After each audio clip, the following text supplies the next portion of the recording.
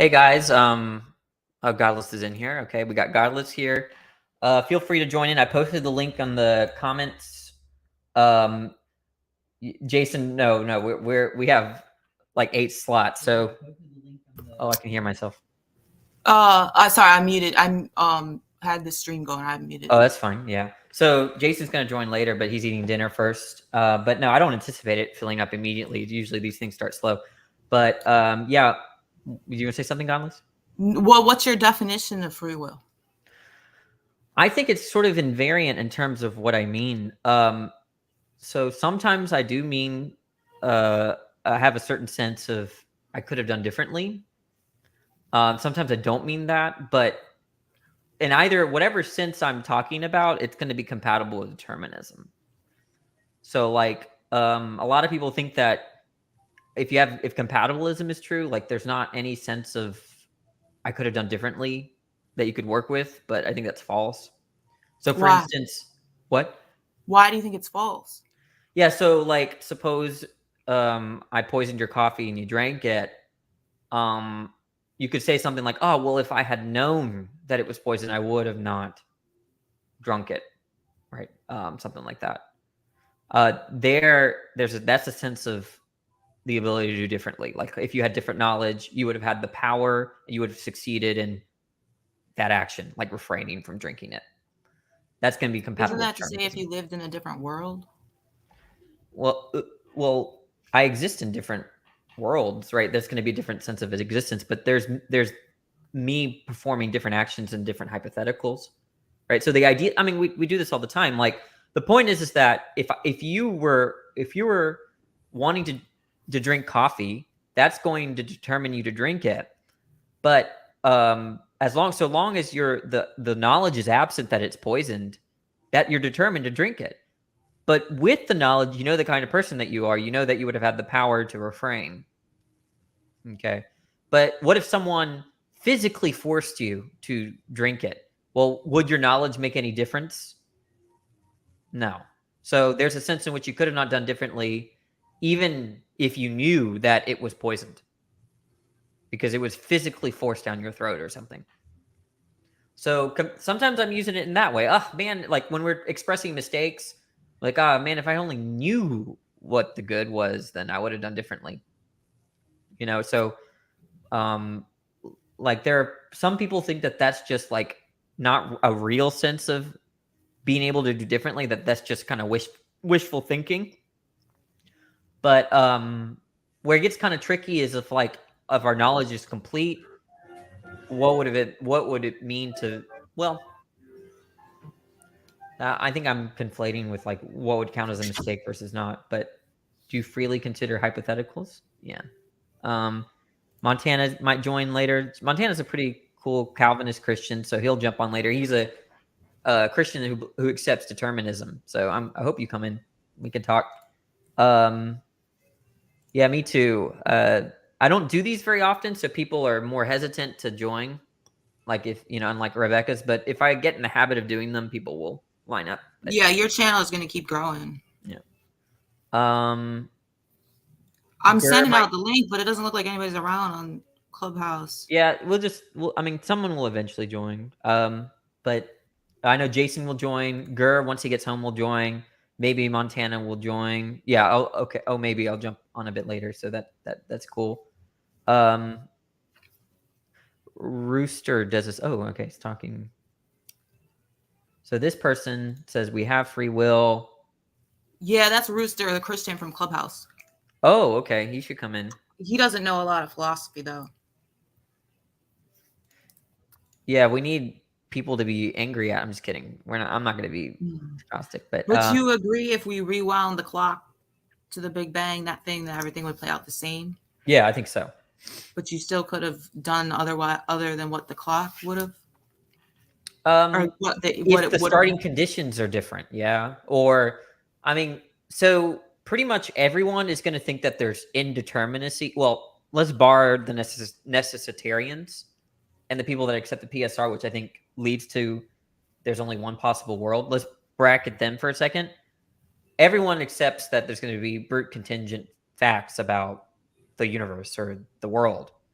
And so the idea is that where is it, right? Is it in the starting conditions? Is it at the moment of your choice? Is it prior to the moment of your choice?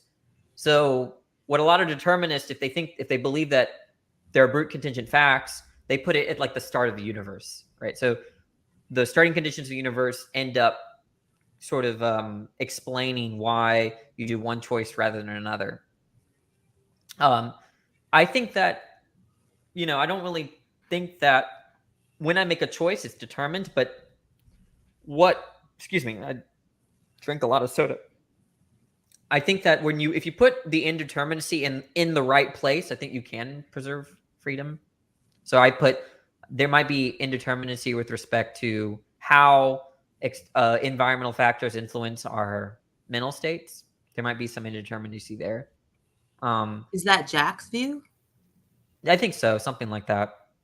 Ben, you wouldn't be boring because I don't agree with Danny. What is your I position? I'm like a hard incompatibilist, so I don't think there's any. Oh, okay. But what about like the senses? Okay, so there's that's one sense of freedom is understanding in terms of the ability to do otherwise, but there's certain senses of compatibilist freedom that don't have anything to do with the ability to do it differently. Well, I don't think that the one Jack holds to is free will in any interesting sense, Well, what about the freedom because it doesn't entail desert, right? It doesn't entail what? Desert. Oh, yeah. What do you think about the kind of freedom where freedom is being successful with respect to your deepest values or your most fundamental values? I just don't think you're responsible in the sense that you should get that you're worthy of praise if you accomplish those things. Well, how are you catching out who's blameworthy and who's praiseworthy? I don't think anybody's blameworthy or praiseworthy. Oh, okay. But what is it that you're rejecting? Well, I mean, do you hold a moral responsibility?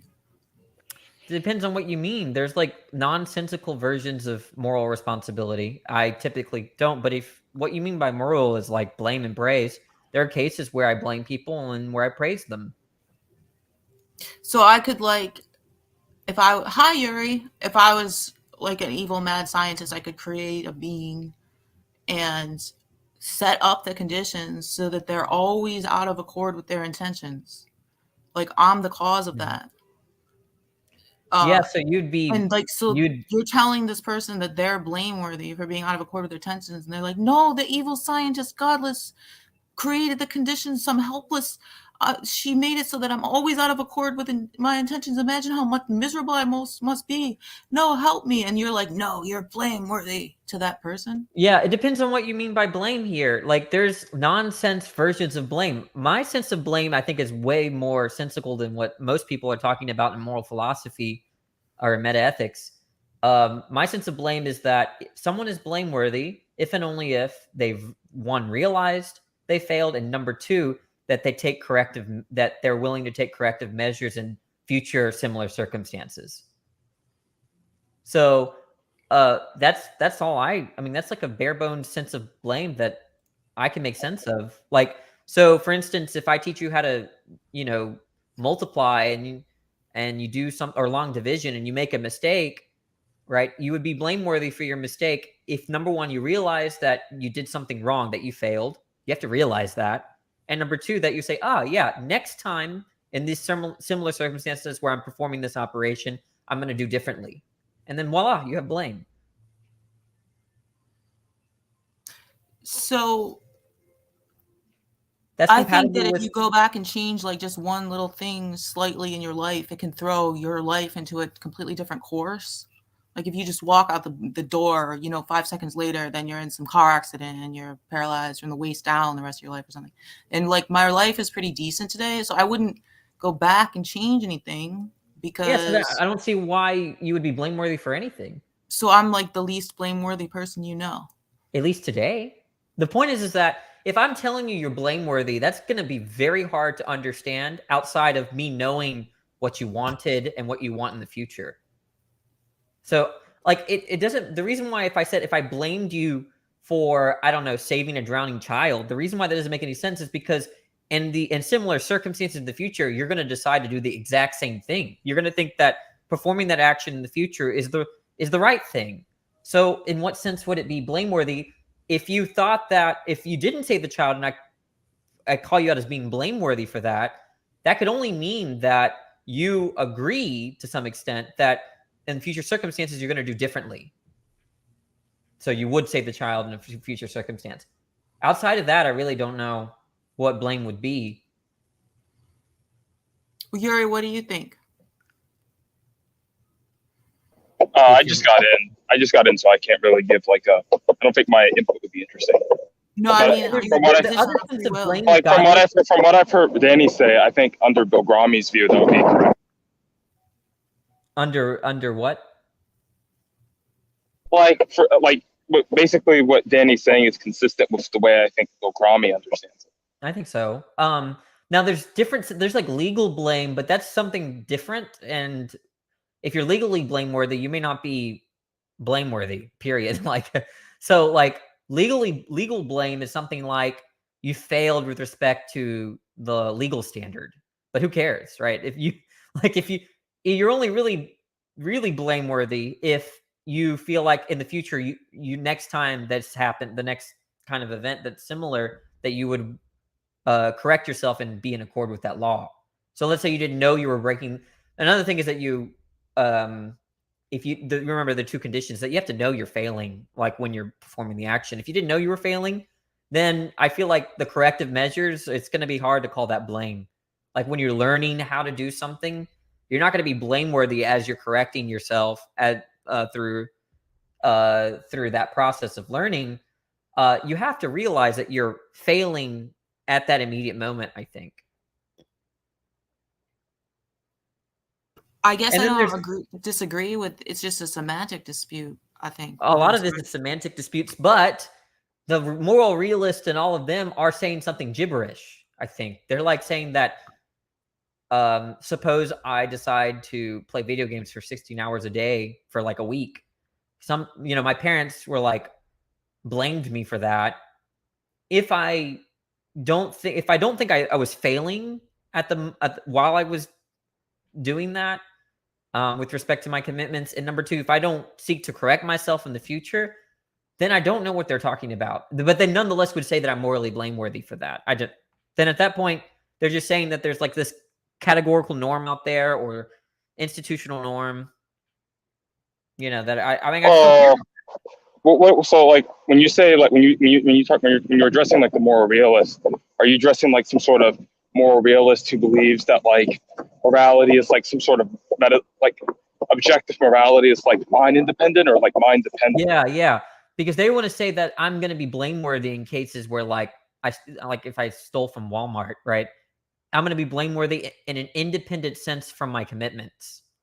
So you're not addressing like mind dependent realism, I guess. Your dependent realism. I guess my mic isn't good. Is it mind dependent realism? Oh, mind dependent, but then realism is where I'm getting it. Usually, if it stands dependent or mind dependent, there's going to be a question about whether it's realism or not. It's likely not realism. Well, I think there's like a disagreement with philosophers on like the way we like interpret like realism.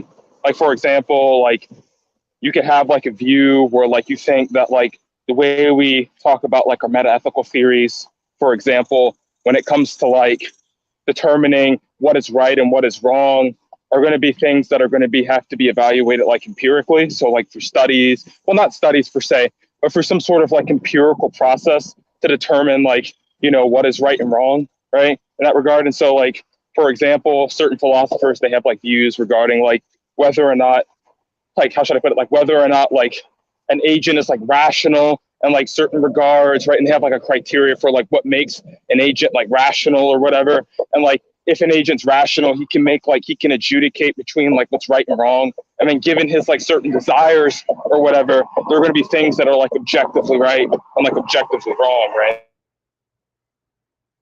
Yeah, I guess I'm not especially I didn't follow the last bit of that, especially like if like when people use this phrase, oh, if you're a reasonable actor or a rational agent, then you're going to do this. I have a hard time how to make sense of that if they're not saying that if you have those commitments, then it's going to be reasonable to do X, Y, Z, which case I Like, would are you agree. are you familiar with like moral constructivism? More or less, they're different, they're variants, but still, like, there are going to be variants where, these constructed, well, there's the kind of constructivism where, like, certain norms are built into agency. And there's the kind of constructivism that, like, you're talking about some kind of intersubjective agreement, and there's like these real structures in virtue Right. of, like, yeah. But if it's the former, I get it. If it's the latter, then okay, I can recognize those structures, like institutional norms, for example. But there's going to be a question of whether they're going to be in line with my own commitments. I see what you're saying. Okay. Yeah. Hey, Jason. Jason, actually, you and Godless agree on the incompatibilism, right? Y'all both think there's not really free will, right? Jason, is that your position? Yeah, I don't really think there's free will. Although today I was trying to think about, like, is there a way to frame free will in a determinist aspect? And I was having a hard time doing that, I mean, I was listening, maybe I was listening to like you talking to that Mahler guy. Yeah. Mm-hmm. Yeah. And you were talking about these topics. I think it was him. I was trying to think about is it possible for God to be all-knowing and know what you're going to do, somehow give you free will to do what you're going to do, but nonetheless still know that you are determined to do X. I was trying to see is there a way I could mentally This is the way I would do it. That. This is the way I would do it. So rather than understanding freedom in terms of if you could have done differently, understanding it in terms of whether you're successful with respect to your most core values or your fundamental desire. So let's say God created you with the fundamental desire to be a doctor. Okay. So that's determined. And then given those desires, God sets it up such that you succeed. So there's not going to be any, just with what I gave, there's not going to be any failure. Your will is not going to be frustrated, right? So suppose God gives you the desire to be a doctor, but then sets up the circumstances such that you fail and then you end up becoming a cashier. Right. Okay. So what's happening is that your fundamental desire is being frustrated. Your will is being frustrated. It's not free to succeed, in other words. Okay. And that feels bad only because it's a fundamental or core value of yours. If your core values were to be a cashier, there would be no problem. I mean, the implication is that it's like pseudo free will. You think you have free will to be a doctor, you fail out of med school and you become a plumber, and God actually intended for that to happen. So the implication is like classical compatibilists like Hobbes and Locke, and they're saying that, hey, free will is a misnomer. Who cares about free will? It's freedom of action. It's acting with respect to your will that matters. Because imagine if there was such a thing as free will and God allowed for it, but every time you freely will to do something, God would cause you to fail in that moment. He took the most valuable part of being a person, right?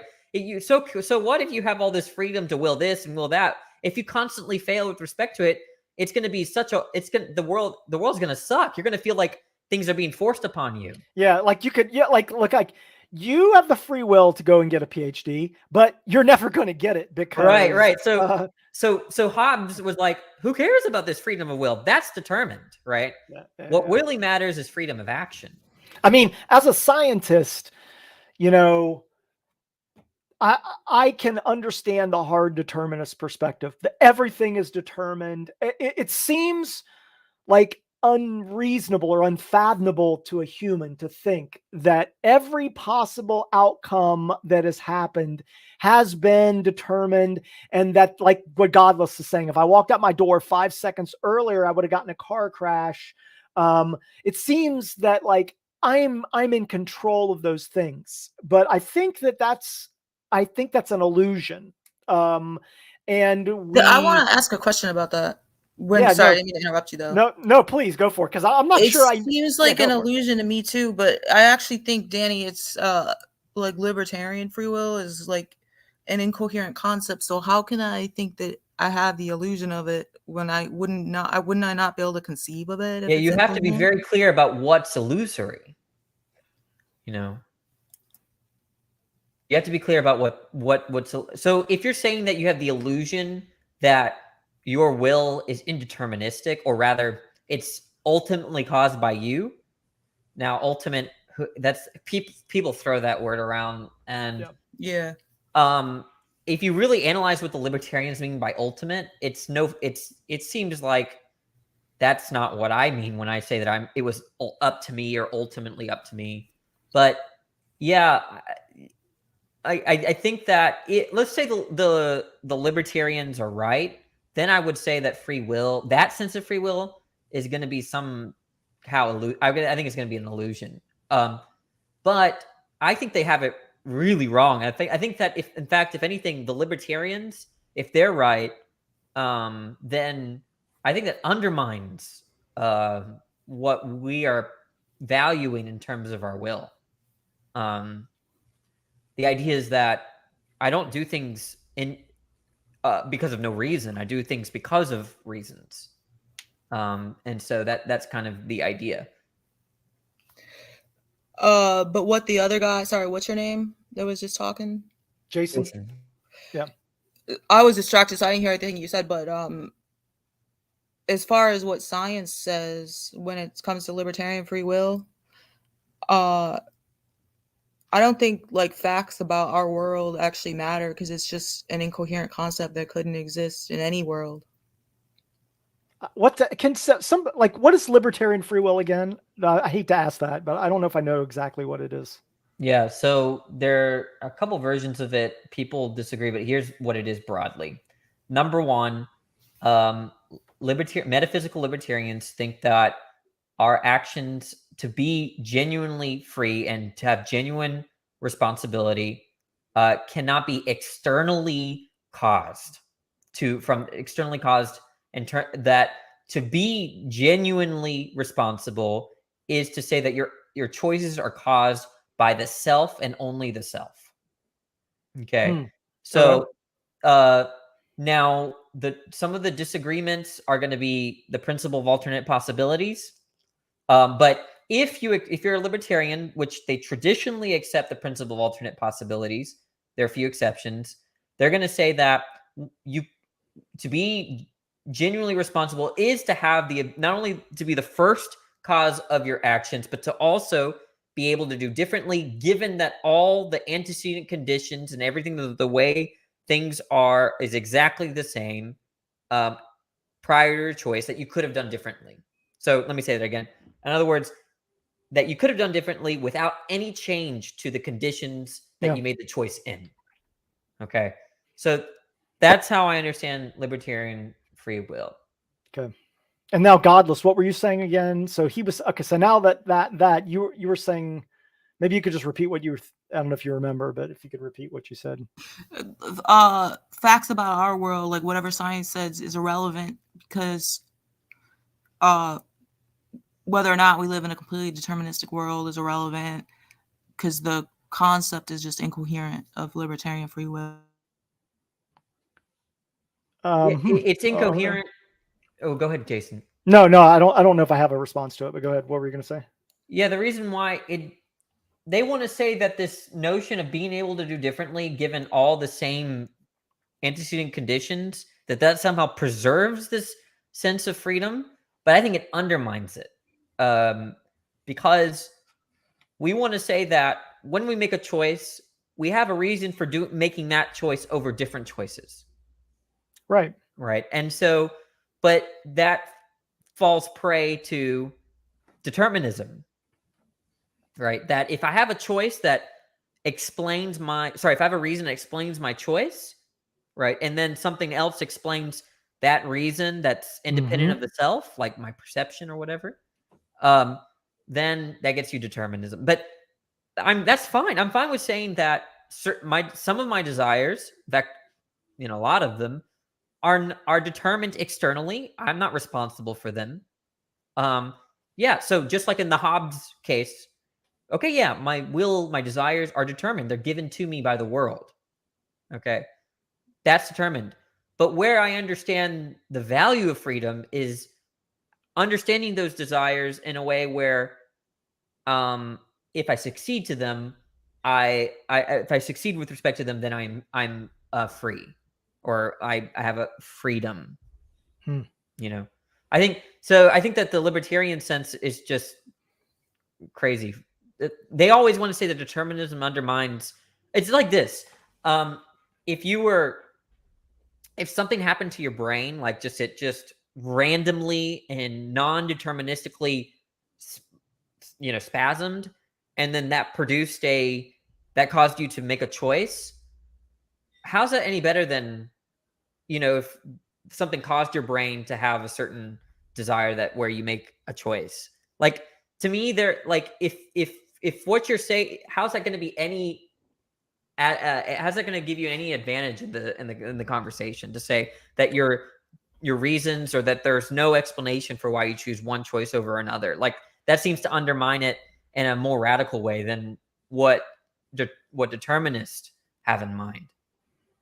Well, I mean, the scientist in me is saying, well, when we say we don't understand, or we don't I have two or situation A and situation B that are purportedly identical, and in one I act one way and in the other I act the other way. They're like, well, but these are identical situations. I acted differently in both ways. I would say, well, your assumption that these are identical is wrong. That they are not identical. That maybe you're unable to identify the distinguishing factors, but that they are different in lieu of the different action. Yeah, I think so. I think you can get it to where they're identical, but take a possible world where you're choosing between A and B, right? And you have equal reason to choose between A and B, but nonetheless you choose B. There's two ways to analyze that. Either that your decision for B is random, unexplained, or that something independent of your reasons caused you to behave toward B. Why did the reasons for B arise over the reasons for A? They didn't, right? Which means that the reasons that when you chose B, it wasn't for any reason I'm talking about internal reason. I'm not saying explanation, right? I'm differentiating between reason and explanation here. The idea is that if you have equal desires or values going between A and B, but somehow you make a choice for B, it's either going to be unexplained or explained independently of your reasons. I mean, I think you could set up that thought experiment, but I'm not sure it actually follows in a situation. I mean, I would say, well, when we say these two worlds are equal, I have equal reason to choose between them, then I wouldn't choose either one. But you because don't. I have equal. Yeah, you could refrain. Absolutely, you'd be stuck in deliberation. But you see, what I did there is I didn't have to describe two different situations, right? I just described one situation where you have equal reason to do both. Yeah. And so if you choose one, but nonetheless have equal reason, then either you just randomly chose one. So if it was random, it wasn't because of any reason, and that it harmonizes with the idea that you have equal reason, or that your reasons weren't the explanation. It's something else explained it external to you. Correct. It was like you have not a reasonable deduction. So. Yeah, and that actually fits with our intuitions. Imagine if you're choosing between spaghetti and pizza, you're starving, and you had equal reason to eat them both. You might just, randomly choose. I mean, but a lot of people don't realize that it may not, and it may not actually be random. Some people might prefer their left over their right, or their right over their left. Or they have an unconscious connection to pizza because they've ate pizza in the past, or they smelled something and it invoked the decision to choose pizza. It seems random, but it's not random. Right. Yeah. I have to step away for just 2 minutes. So I'll be back. Hold on. Thank you very much for the hospitality, Danny. My foundation is scripture, and I thought you guys were going to speak about, because I've seen you doing your rounds on free will according to what the scriptures reveal, and you seem to have some objections against that. So I was wondering, is that the purpose of this stream, or am I Anything to that- do with free will. I okay? mean, So I've seen you go do your round and challenging so-called Christians on this concept of free will, and seeing some type of you have some type of logical objection against that. Can you try to pass that through me by me so I can? Can I do it? Yeah, go ahead. Gallus and I mostly agree on this. So Go ahead. So, in the case of a free will action, what do you think your action was caused or uncaused? My action was caused. What do you mean by cause? Did I personally cause the action to take place? Yes, I did. Like, It's so personal. say you're gonna choose A, or you have to choose between A or B, and you choose A. Yes. Why did you choose A? Is it because did it happen for a reason, or was it no reason? Like, was it determined or random? It was there was a reason behind that. Okay, so There was a if driving force. I have free will, so my definition, not my definition, but the scriptural definition of free will, because you're using your ambiguous and understanding of free will, which is not really concrete or well defined. I'm appealing to scripture, which says free will is a driving force for me to choose between right and left, good and bad, good and evil. But the thing is, if it happened for a reason, that's to say it's like determined, and then that means you couldn't have done otherwise. Not determined for me. Maybe God, according to God's foreknowledge, you could say it was quote unquote determined, but I freely chose to make that choose option A over B. Well, if God knows you're going to choose like coffee over tea, then you don't even have a choice because you couldn't choose tea, right? And choice implies there's more than one option. No. The choice I made was because you seem to suggest that foreknowledge has an impact on my choice. It doesn't. It's just what he foreknew. Are you free to choose the tea if God knows you'll choose the coffee? Well, basically what you're saying is because God already knows I'm going to make a choice that It's a somehow. question. Well, the question is logically unsound. It doesn't make sense because you're saying I could make a choice. I don't know what it means for a question to be unsound. Well, let me explain to you. If you're saying God foreknows something, right? It's obviously that's exactly what I'm going to do. But I made the choice to make that commitment or make that the choice to option A over option B. So foreknowledge does not impact unless you can provide me an argument that shows foreknowledge has an impact on my free will. I don't think you can do that. You're trying to make a link that there's no link between foreknowledge and my personal choice. Yeah, so if there's a choice, there's more than one option. Exactly. If an omniscient being exists, then there's not more than one option because everything's going to play out. But the problem is Therefore, there's not choice. you're going from the God perspective. I'm going from the human perspective, the one who's making the choice. Again, you're not making a link between foreknowledge and my personal choice in time and space. God is outside of time. So you're looking from the God's perspective, which is really, that's what I meant. You're coming with an argument that's not really sound. Because why would you? Are you free to choose the tea? I'm free to choose any option that's in front of me. So God could be wrong. Again, you're going from the God perspective. Why are you going from the God perspective and not the human perspective? I'm the one making the choice. Basically what it means is you're going from as if you're looking, you're judging the situation on what God knows. He's outside of time and space. And you're saying because he knows something in time and space that would happen before it happens. How can you be outside that would of affect space? Never mind. That's not relevant. No, but if you're doing an internal critique, that's what you're going to have to do. He's outside of time and space. Well, I don't know how you can be outside of space because that like outside seems to have. Well, that's beyond your understanding. It doesn't mean it's not true, right? Okay, so in our reality is everything that exists. Okay. If God knows you'll choose the coffee, can you choose the tea? Do you have that freedom? Your question doesn't make sense because you're saying you're using the word foreknowledge with I freedom. could understand the question, sir. No, let me explain to you why it doesn't make sense. You're going with foreknowledge. Again, God is outside of time. The God of Scripture is outside of time and space, Isaiah 57:15. And you're trying to mingle that with the word freedom, as if there's a connection between foreknowledge and freedom. You have to make that link, bridge the gap. You're not bridging the gap. So that you can't answer yes or no. Why? Because you're trying to mingle or trying Jimmy, to do you unite. understand what he's saying? No, repeat it one more time. You're trying to make a connection between God, who's outside of time and space, foreknowledge, or he foreknew something, and you're trying to make a link between that and my actions, my free will. I'm Yeah, trying he to wanted- ask he you wants to one know- thing. Make he the wants- link. Godless, he wants to know why, if God knows it, that Impacts free will. how does God knowledge undermine free will? That's his question. Well, if God knows it since before you were born, it's already been determined before you were born what you'll do, because God can't be wrong. You didn't make the link again. You're repeating it and you're adding new words. Determined. Again, you have not made the connection between foreknowledge, God outside of time, and my personal experience on time, in time and space, free will, committing any action, my being compelled to choose option A over option B. Yeah, Godless, it might be easier rather than talking about knowledge, ask if God is causally responsible for bringing about a world where he knowingly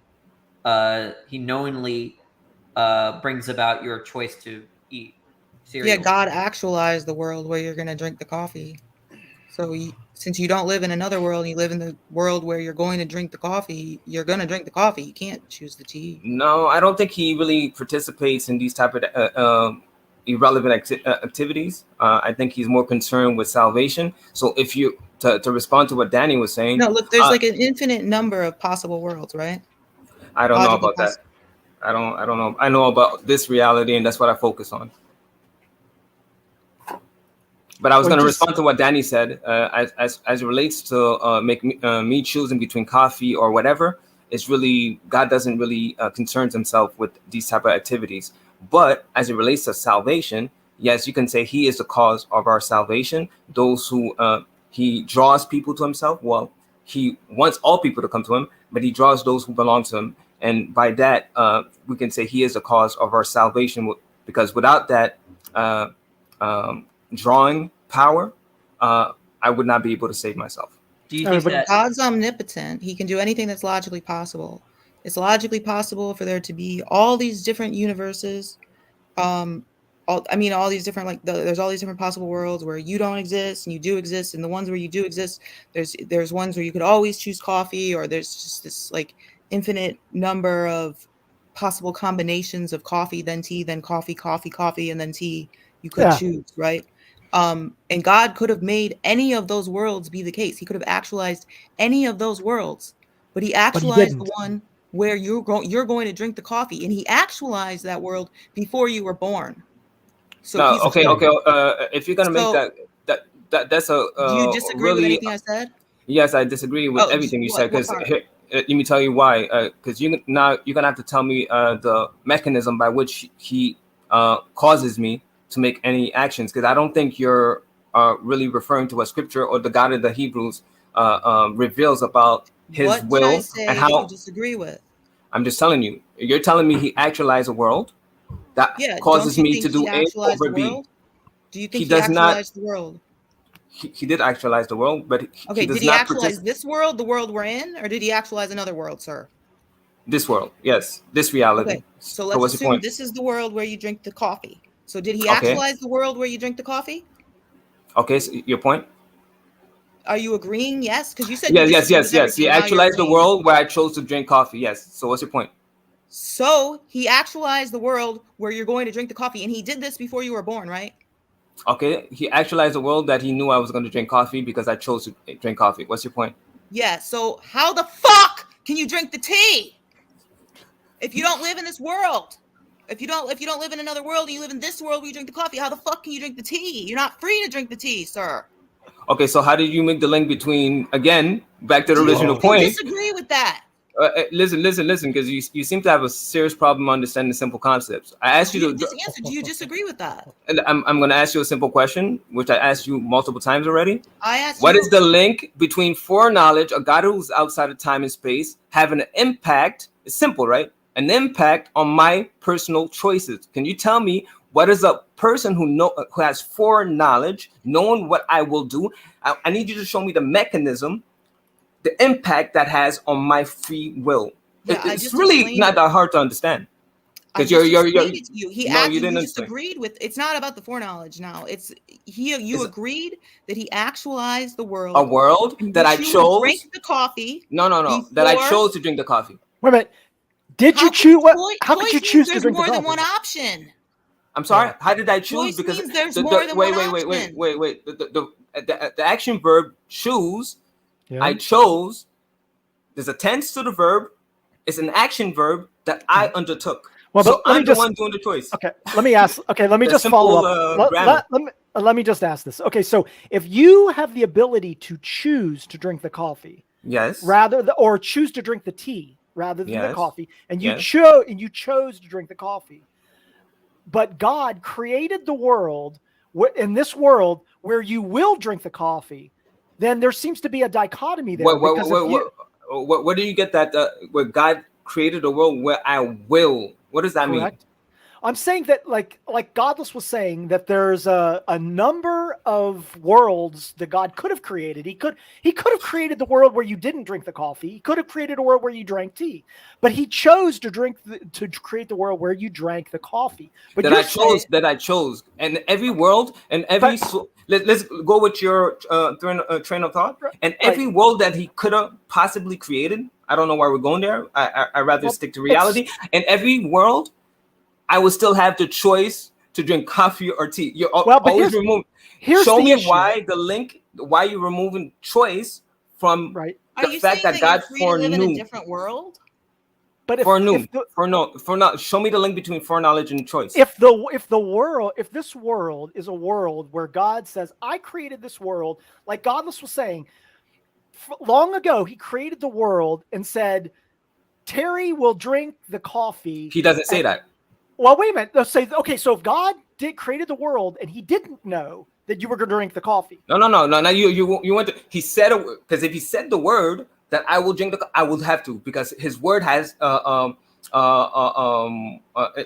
two types of wills. There's a sovereign will, what God says and will be accomplished. Nobody can contradict that or contravene that. And there's a permissive will. Permissive will. Yeah. So the permissive will is what I'm allowed to do within the confines of what God has outlined in Scripture. So basically, what you're telling me is, because I would like to fly, or I would like to fly like Superman. The fact that I can't fly like Superman somehow that contravenes my will, or it's like the argument you're making is making no sense at all. Can we use an analogy, an example? Yes, please, because the argument is, I'm still waiting for the link for everybody, because I've seen you guys repeat this argument and argue, and some so-called Christians are unable to respond to this simple thing you need to do. For your argument to make any sense or to be valid, you have to show me the link, the mechanism by which foreknowledge has an impact, an impact on free will. If you cannot show me the link that has foreknowledge, let's work on that. Let's work on that. Okay, so that's what you need to do. So you think God is an author of sorts. So I'm going to use that actually in a metaphorical sense, right? Okay. Suppose you're an author, right? And you have all these ideas about a particular character. It could go all sorts of ways, okay? But you get to choose what your character is doing in your story, okay? Now, I think what we're saying is that it would be genuine freedom, I suppose, if when you put the character in your story that you don't know what he's going to do. But if in all of these character arcs or all these ways you could write your book, you know exactly what he would do in whichever way you're going to write the book. So now let's say you choose the character drink coffee, right? Over the case where he drinks tea, okay? And I think what Godless and Jason are saying is that it seems like the choice between coffee and tea isn't really up to the person in the character in the story, but up to the author. And so that's where they're coming from. I totally understand what you just said. And again, the same issue still is still evident in your analogy, because I need to understand again the link between foreknowledge, the mechanism, or the way it impacts free will. I agree with you. Let me agree with you that foreknowledge is not enough. Okay. So let's say the author. You could have a being that knows everything but can't do anything, right? Like The oracles in Greek mythology or whatever knew a lot, but they were not that powerful. Okay. So the idea is that when you combine foreknowledge with the idea that God all power? brings everything about, that's where I disagree with that. Well, I don't know what God you're referring to. That's not what the God of So you Scripture don't think says. God brings like the Everything world about? everything in the world about? He brings out everything that he created in the first 6 days, yes, and everything that proceeds from that. Chooses But which world he's going to actualize. Well, just like the author, no, right? the actualized thing is irrelevant. I think Danny is going. We're getting to the point now. God did not actualize everything in this world, but he or did not will But he's everything not in the this author world. of creation, not totally. If you're gonna go Yeah. to creation, if you're gonna go to creation, you're gonna have to appeal to Let's Genesis go 1. back to the analogy, right? What Wait, you're but saying one is thing, that- because you said creation, right? Genesis 1 explains what is the parameters of what creation is, and everything you're suggesting, everything, because I know you guys are gonna go to evil. It's not part of his creation, so yeah, that I is know not- the evil okay, thing is okay. lingering in the back, but let's You're put that on the shelf redefining for right God. now. Okay, right? so The so point- let's make it clear. The Okay, point go is this, right? It's either that when I, as the author, I write everything in the story, or there's a co-writer, right? okay. And what you seem to be allowing for is that God isn't just the author of the book; is that there are other writers in the book, that He's allowing people to choose what their story is within the book, right?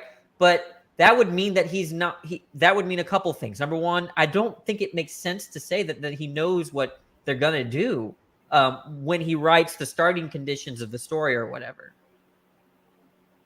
I don't see how that logically follows. First of Okay, all, so look, let me address your author scenario that you just presented. First of all, if you're going to use the author analogy, God is the author of what he has created. Genesis 1 explains what is his authorship or what he created.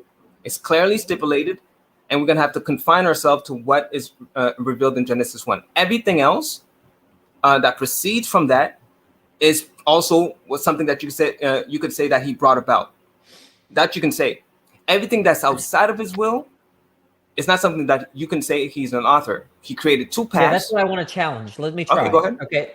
So again, stick with the author metaphor, right? Go ahead. If I decide to write the book, and I know that number one, that if I write the book, that I will a character in my writing of the book, that a character will choose to drink coffee, right? Then Okay. there's a sense of responsibility on my part that I brought that about. Okay, do you agree? How does that relate to permissive will? Because if you're saying he's responsible because he permitted it, because he could have chose not to give us not to, but all I'm saying is very simple: is that if I write in the book that, let's say it's your how do I Mr. Don't you have a Dilly first name? Mr. Dilly Sear is good enough, but you could call me Terry. Go ahead. Terry, okay, yeah. So let's say I'm the author. I write in. I put you in my story, and in this story, I write you into where you're drinking coffee. But he doesn't do that. But let's say that I'm the author and I do that, right? Okay. That's this Terry character, and I write in, Terry chooses to drink coffee, right? Okay. There's a responsibility on my part in bringing that about in the story. According to your analogy, which has nothing to do with the God of Scripture, yes, I understand how that would follow. Yeah. Okay, so you're saying it's disanalogous that when God creates the world, he doesn't have in mind what's being exactly brought about.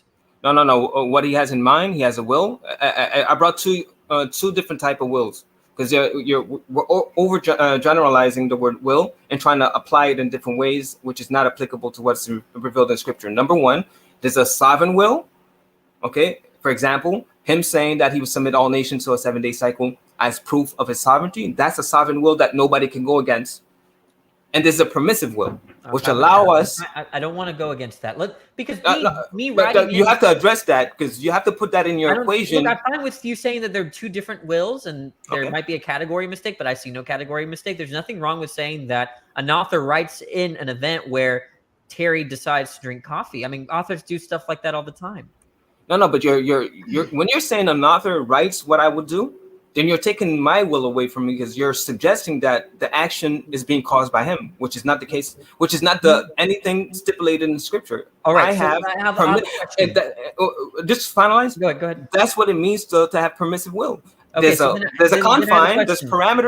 parameters outlined, like giving me limitation of what I can do. Like I would like to fly like Superman, but that's not part of the parameters that God has set for me. He has allowed me certain leeway or certain liberties, and I could function within those parameters. And that's what you need to address. Okay, I that's could- fine. I don't have okay. That's something a little bit. You're talking about freedom of choice. I think I distinguish that from freedom of will or action. But the point is that if What's your God- definition of will? there's freedom of will, freedom of action, and freedom of choice. I just think they're all different in my view. Can I give you a definition? Quick definition. Yeah, You go can ahead, continue. yeah. When I say will, is the driving factor for me to commit to choose between A or B. So it is Okay. a driving factor within me to choose. So they're directly intertwined. So you Okay. cannot remove choice from will. But go ahead. That's fine. So, well, when I mean freedom of choice, I mean like the options, right? Like the options available to you don't necessarily undermine the will when you make a choice, right? So, for instance, let's say you go into a Walmart and they have 5 cereals, and you Yeah. don't like the Charms. There's only 5 options, right? Yeah. So it doesn't mean that you have less freedom of will, right? Because you will. I understand what you're saying. Like I said, I would like to fly like Superman, but that's Right, not within yeah. the confines of what God has created. So, Right, so God can hopefully limit you're your not making that type of argument. But Yeah, go but ahead. God can limit your options to indirectly And limit still have your free will, but not, and- you're going to still have Okay. free will, right? Okay. For And this- you might still have free will. So go ahead. Yeah, yeah. Okay. What did you want to say, Jason? I'm just saying, like, this permissive will, you're essentially Yeah. saying that God has allowed you to choose within certain options. Yeah, Now, does God know what option you will choose? of course. Yeah, He and does, that's where okay. so that's the problem with that in conjunction with God bringing about the event, where that means that if the event could only happen if God intended it to happen. Right. So Oh, but- so let's take you Okay, made go a ahead. choice to have so let me give you an example. This is an event. We're having a conversation. This event could not happen if God did not will it. Right. Let me help you out. Okay, this could not have happened if God had willed it. Had not willed it. Had not willed it. It Okay, couldn't had have not happened if God- willed it. Had not willed it. Well, let's put it like this. It's part of His will for me as a Christian to correct, or as it says in Proverbs 21:22, a wise man scales the city of the mighty and brings down the strength of their confidence. So when I hear Danny doing his rounds and debating this free will thing, I'm compelled by the Holy Spirit to come to Danny and say, you see this structure that you just built, which you are undermining the reality and the truth of Scripture. I'm here to show you that there is no stability to this argument. That's all fine. So But so the so so question- that's yeah. You can The say question God willed was it. this, right? If God didn't exist, none of this would be happening. I agree. Okay, so then that means that God's existence is necessary for this to happen, and specifically, it's God's intentionality that matters. Okay, so go ahead. So Okay, so that means build on that that. God's intention explains this event, number one. And number two, prior to it happening, God knew that his intention would bring about or explain this event. And I so totally now agree. you have, I agree with now all you of have that. the conditions for responsibility. That's all responsibility. That's what I was waiting for you to do. That's exactly what I need you to show me. How is that?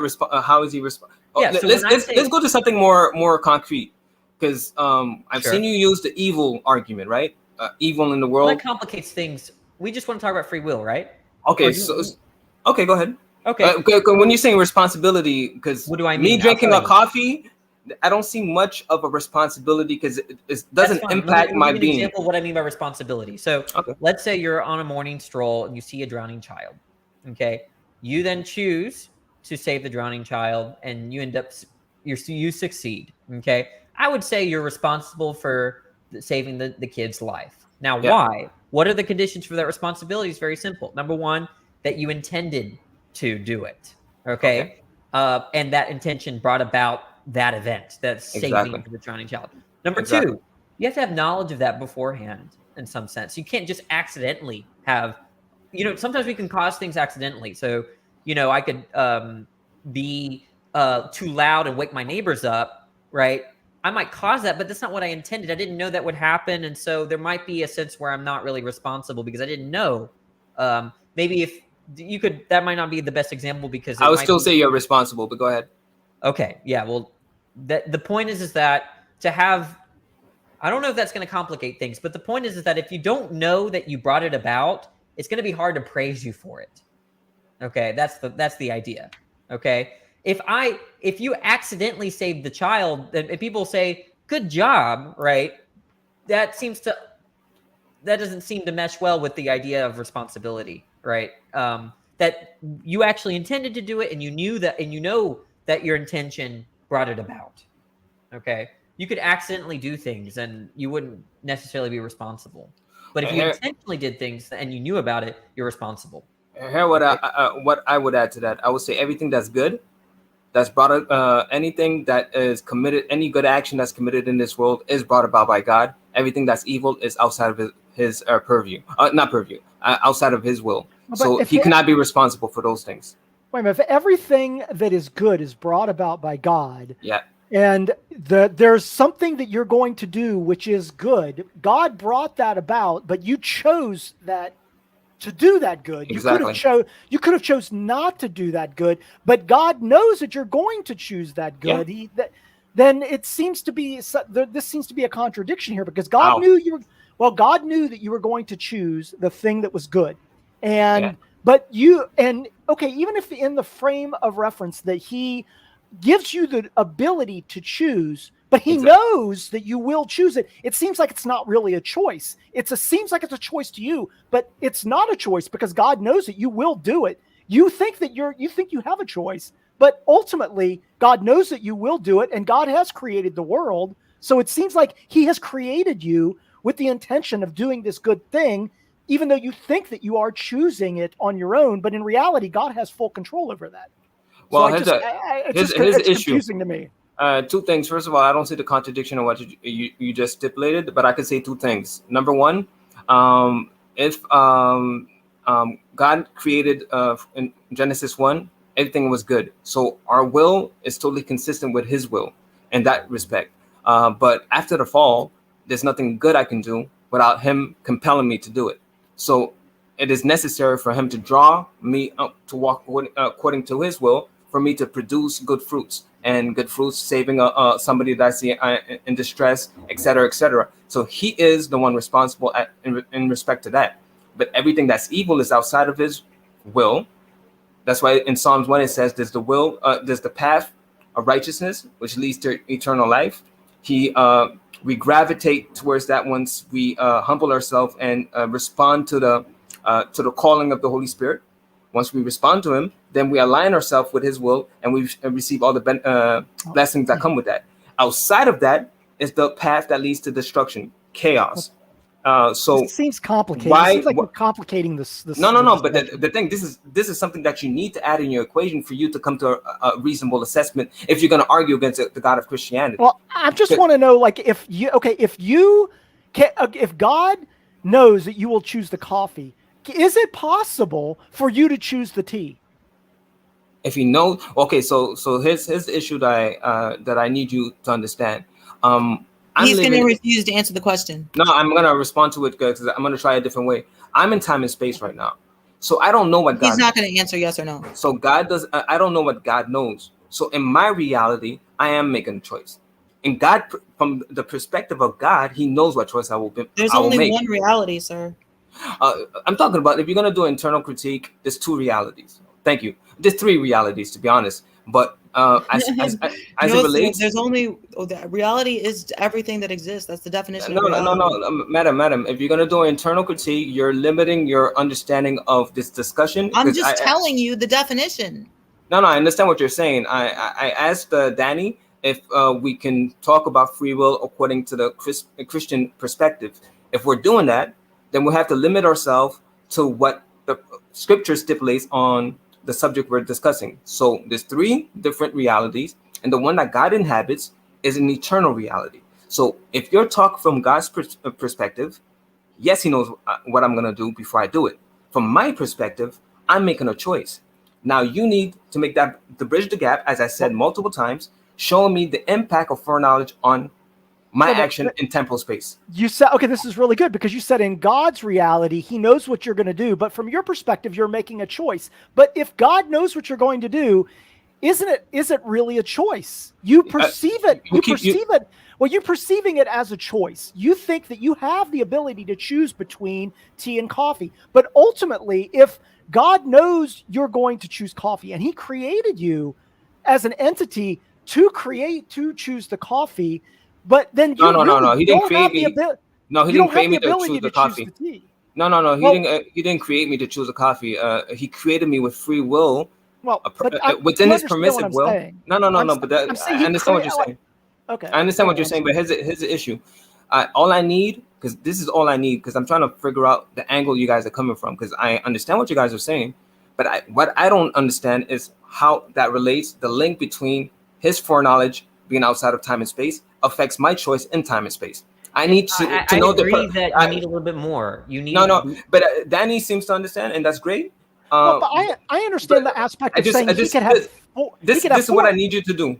I need you to show me the mechanism by which you feel foreknowledge, a God outside of time and space could foreknow, and through the process of foreknowledge, affects my actions in time and space. That is what you need to show me the mechanism according to the Christian narrative. If you're not doing that, then I have succeeded in my task. That seems fair. That seems fair. Yes, yeah, it is fair. Is it okay? But just to finalize my statement, because I have to go take a call.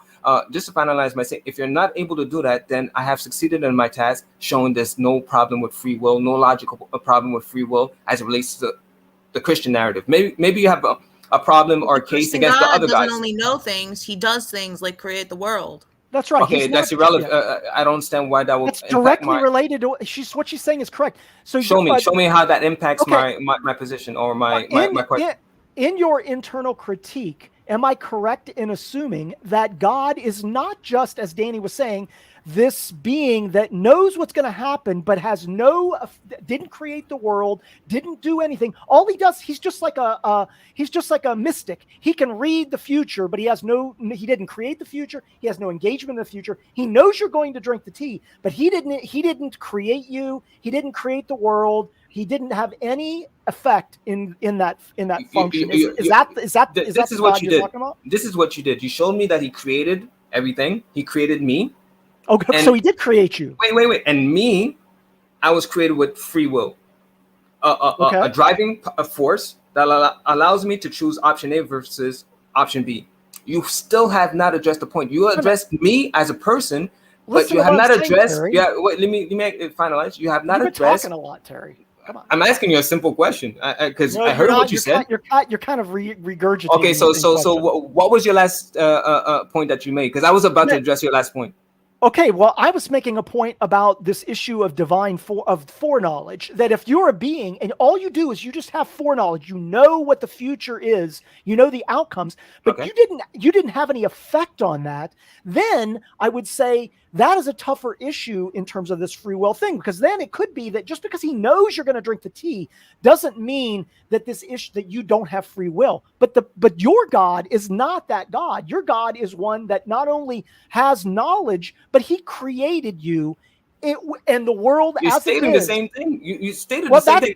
But that makes it much more complicated, because if he knows what you're going to do and he created you to do that, wait a minute, let me just finish. Then you have no choice to choose the tea over the coffee, because he not only. I would agree with you if what you just stipulated is what the Christian God actually is. Show me. Explain to me, because you said the Christian God, right? So tell me where that he said is stipulated that he created me. And I don't know why we're talking about coffee. It would have been easier if we go to directly what is okay. But show me where it says that he created me to choose coffee over tea. Where's that stipulated? What we're talking about is that I think the conditions for responsibility are met, right? That if God brings it about and he knew that he brought it about prior to, and during and after, then you've got a responsibility. The responsibility is a whole different point than what Jason Torn was bringing. And you said your point twice, so I'm gonna address your point again, and I need you to clearly stipulate what you're trying to tell me here. You said that he created me to choose coffee over tea. Where did Right. you get this concept from? Well, because if you choose the coffee, then in this world we're talking about, you drank coffee at 8:30 a.m. in the morning. It happened. And if it happened, then God created the world with the intention of you drinking that coffee. Now, if you want to say, Where do you get that from? Because you drank the coffee. If God did not Okay, so we're create- back to original point. I need you to explain foreknowledge, because you're back to the original point where I asked you multiple times to show me the link between foreknowledge and me making a choice, because you're saying the choice was created. Show wait a me minute. where the choice was created. Are you saying, okay, am I incorrect in saying the description of your God? Am I incorrect in that? Did God create the world? You made Did multiple God errors. I don't disagree with that. That's not what I'm Okay. disagreeing with you. Did God create you? I'm not disagreeing with that neither. That's not the point. Is God involved in the actions of the world? The actions of the world? No, not all of it. So he's not. Okay. If God is not involved in the actions of the world, then it seems like God is not a triomni God. God just. What does God is triomni not- got to do with he's him not being he is participating not in all the? He is not all powerful and all knowing. Why He would? doesn't- Okay. So Oh because my God, goodness. wait. Let me just stipulate this. So are you? Tell me how, because logic, right? Tell me how it logically follows, because he does not exercise his will or his power in every instance shows that he's not all powerful. Show me the logical link that you're trying to make here. The inference you're trying to. I'm trying to make the link between being engaged a God who created the world. You could have said he's not omni he's not all good. That you could have said, and I would have refuted that. But show me the link. No, show me the link how him not exercising his will or his power in every instance shows that he's not all powerful. Show me that link, because you're making a whole bunch of statements that have. I don't know. You did say that. You said. Show you the link. Wait a minute. Repeat what you said. Show you the link. Your statement was he doesn't participate in all activities in the world, so that shows that he's not a pro. You did say that. No, I'm saying he is. He does participate in. I say no. I said no, okay. and you said You're that saying he's not all powerful. Show me the logical inference that led you to this assessment. So there are things in the world that God doesn't have control over. I didn't say you see. Did I say control? I said he did not exercise. He chose not to exercise his will in all. So he chose, but he could, but he chose not to. Exactly. So that doesn't mean correct? he's not able to. So right? So this is good. So by not choosing to, like as an example, the 747 flying crashes. God doesn't choose to save that plane. Is God responsible for the death of those people because he chose not to get engaged? He could have got engaged, but he didn't. Okay, so now you're changing your whole argument to a different argument. Going to the Danny argument. It's the exact same argument. Your first argument. Wait. Let me tell you what your first argument. I'm going to repeat your first argument because now you're going to the Danny argument. Repeat it correctly. No, I'm going to repeat it. Your first objection was God created the earth, everything, and he created me. And that somehow that means he created my action that I would take coffee or over tea. That's what you were trying to imply. And I needed, and then I asked you, what is the link between foreknowledge and me? I don't have to have a link. I don't have to have a link between foreknowledge and his ability to have control over the world. I'm saying that I'm talking about. I was just distinguishing between a God that does have that ability and doesn't have that ability. No. Listen to my response to you. I'm saying first thing you need to do, first challenge, show me the link between foreknowledge and I think we already addressed this multiple times, foreknowledge and me making a choice in temporal space. That's number one. Then you suggested, okay, does God participate in all activities in this world? And I said no. And you said he's not all powerful. That was your second objection. You went from first objection, yes. That was your first. Now you went to the second objection. Now you're talking about responsibility. That's your third objection. Wait. You're gish galloping a little bit. Let's just take. You went through three different arguments. Let's choose where you want to fight. Choose your mountain. I got to get in on this too, guys. Come on. Why don't you just? Well, let me just like give 30 seconds and then I'll stop. Okay. My first point was this addressing the issue of divine foreknowledge and trying to distinguish between a God that only has divine foreknowledge but does not have the ability to be engaged in the world. All he does is he knows what's going to happen in the future, but he's not involved. Let's just wait a second. Why don't you not interrupt me right now, Terry? I didn't interrupt. You were trying to. So no, I'm doing facial expression to show you that I never stipulated that. But go ahead. All right. so that was my first point, is that if God is a God that only has divine foreknowledge and is not a person or a God that is engaged in the world, then that is a more difficult situation for the free will aspect, because he could just be like, I know Terry's going to drink the coffee, but I'm not engaged in what Terry's doing. But my understanding of God, in the Christian God, is not just a God who only has divine foreknowledge, but it is a God that is engaged in the world. He knows what's going to happen, and he is also engaged in your activities. He is responsible for your activities. Oh. Now I think you're my response was what to that? He's not engaged in your activities. That you What have was that my free will. response? You see That you have the did I ability say to that? choose. Well, Wait, you have been Jason. saying that you have the ability to have permissive will within a realm. I'm not even talking about permissive will right now. That's a whole what you different said argument. Previously, but No. I You responded to didn't your. say that previously? I'm gonna say one more thing, and then All I'm right, gonna. all right. take I a must break. have misheard you say. No. I said it multiple times, so that means you're not paying attention, because I could repeat your 3 points, and I You did didn't that. say that before. Okay, all right. No, wait. The You didn't say permissive will. permissive will. Okay, I'm sorry. I did say permissive will 15 Oh, minutes okay. ago. It has Oh, nothing to you do did. with your third your third You did objection. say it. I Go said ahead. permissive will to your first objection. Your second objection was a whole different argument I used. Now I'm going to your third objection. Your third objection suggesting that I suggested that God is not participating or not active in the world. I didn't say that. I said he's not active in everything that happens in this world. So don't misrepresent me. He made two paths, and we grab. He's active in some things, but not others. Like the example that you gave about the plane falling, crashing. That would never happen to a Christian. A true Christian, because according to the Christian narrative. Seriously? No, we're doing an internal critique.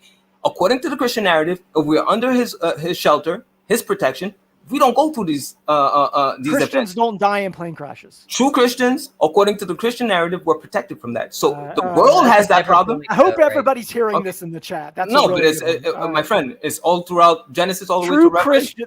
That's the title of this stream. True Christians don't die in plane crashes. Do you have a verse that goes against what I'm saying? Because I could give you at least 10. Christians never die. All right. I didn't say Christian never die. But that's a different topic. That's a different topic. Okay. I thought. Do you need to take a phone call? Yeah. Thank you. I'll be back. He's running away. No, he's not. I'm running away. I addressed Barry, 3 points. Barry, thanks for being a real person. It was a good discussion. Okay. Send him home early. Now, actually, the more I think about it, I think the conjunction of libertarian free will and divine foreknowledge, specifically with respect to, well, I guess that would be foreknowledge. It's the creaturely acts. I think there is a problem there, because if you accept libertarian free will, there's no conditional that if you do X, if you are in these circumstances, you will do X or you will do any action. It's indeterministic. There's not going to be. You're saying there is no truth value to a future proposition about creaturely free act, libertarian free acts. Yeah, seems to be the case to me too. So I don't understand that, but maybe I'm just not. Look, if it's indeterministic, so let's say you're in a certain set of circumstances, Jason, and you're choosing between A and B, and it's not determined. Right. That means that A and B are equally possible, or whatever. So there's no conditional. If you're in those circumstances, you will do A or you will do B, right? It could only be as far as if you're in those specific circumstances, you will either do A or B. Or does that kill Molinism too? No, does God know anything now? What? Jamie? There's a sense where you could say God doesn't really know anything. Anything could happen then. Well, no, because they're going to say that deterministic events God's going to know given there are causal laws, so God can deduce them. But with respect, also, only some choices have truth value, but some don't. Only the libertarian free ones, though, would have no truth value, though. Right. Only the libertarian. I just meant in regards to human thought or choice is all I meant. If it's as long as it's causally explained or deterministic, whatever you explained, then yeah, God can know them. But if you're talking about specifically libertarian free actions, it's indeterminism. There are no truth values to those conditionals, and so it doesn't make sense for God to know your choice. It just says he knows. It just says it's foreknowledge. That's all it says. So if we're doing an internal critique, it is interesting to consider that. It doesn't say there's no causal link going on there unless you want to make predestination and foreknowledge the same thing, which seems problematic. Wait, I'm struggling. Are you disagreeing with me or not? Well, if we're doing an internal critique of Christian doctrine, I would say I'm not doing it. I'm not doing internal. Okay, I'm just saying for philosophical. those that accept Okay. libertarian free will, sorry. right? For those that accept libertarian free will. Yeah, I think I agree with you then. Okay. It seems to be. I mean, I'm tentatively. It seems that way. Yeah, because it's not going to be true that if in those circumstances you will do A, because in the circumstances there are worlds where you do B, just the same. So there are no conditionals about it. But have you heard that? It's like an ancient. I think Kelby Quayo has like a dialogue in his channel. I liked it. I listened to it, and he does like a little reenactment of it. But I think it's from like I forget what Greek scholar or Greek philosopher it was. You know, in BC sometime. It's like some sort of dialogue with Zeus or something, and he's like, and Zeus is trying to like bully him down as God or whatever, as the true God, and then it concludes that like, oh wait a minute, like if there's determinism, everything's really determined, then like the true God would be like fate, like there is going to be one thing that happens or one universe or whatever in the end, right? And it is going to be what it is. But does that mean everything's fated? I mean, it seems wrong. It just seems. Sorry if I'm going off on a thing here, but I just. It seems Trying to self-evident. understand. Yeah. So I mean, you're saying if determinism is true, then what God is what. Yeah, it's what, all finished. There is no choices or something. I don't know. Like. Well, it just depends on what you mean. I mean, there are no unchanged. choices in the libertarian sense, but that's going to be trivial, right? Because determinism is true. It just seems like I just wanted to say, like, it seems like from the Christian narrative, within the narrative, it's really problematic to think we're not like actually making free choices. If God can make free choices, it seems like we need to. Otherwise, it seems a mistake. I don't know. Maybe I'm jumping the shark or whatever, but it just seems like that if your action, you do think that.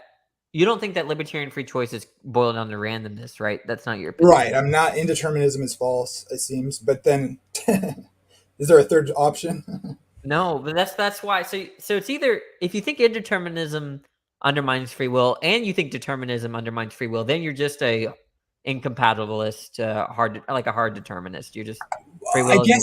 I guess indeterminism in some sense, and then I guess I do think it's that. But does that?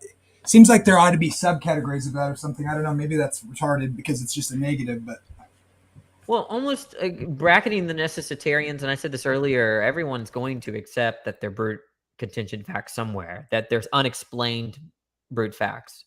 So it just matters where they are. You know, for at least according to the libertarian, if they're in the starting conditions of the universe, then they don't think you can have genuine responsibility and all of that to free choice.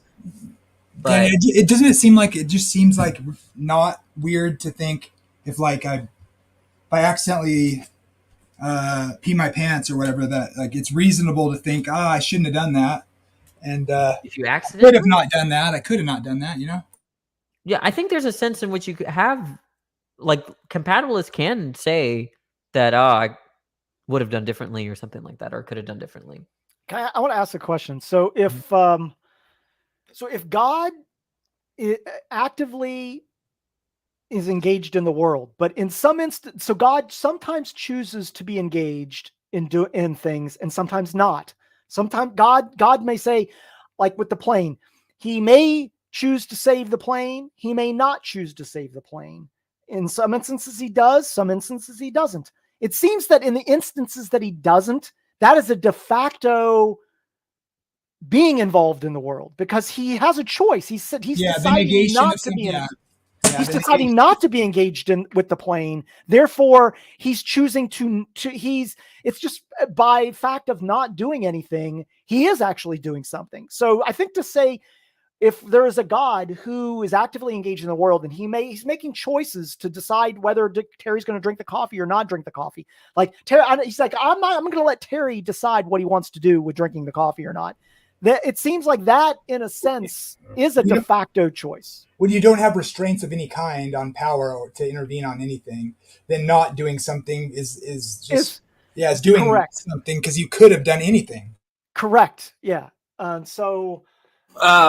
Just to add to that, if we're going again according to the Christian narrative, He has outlined promises to those who are abide in his will, abide in his light.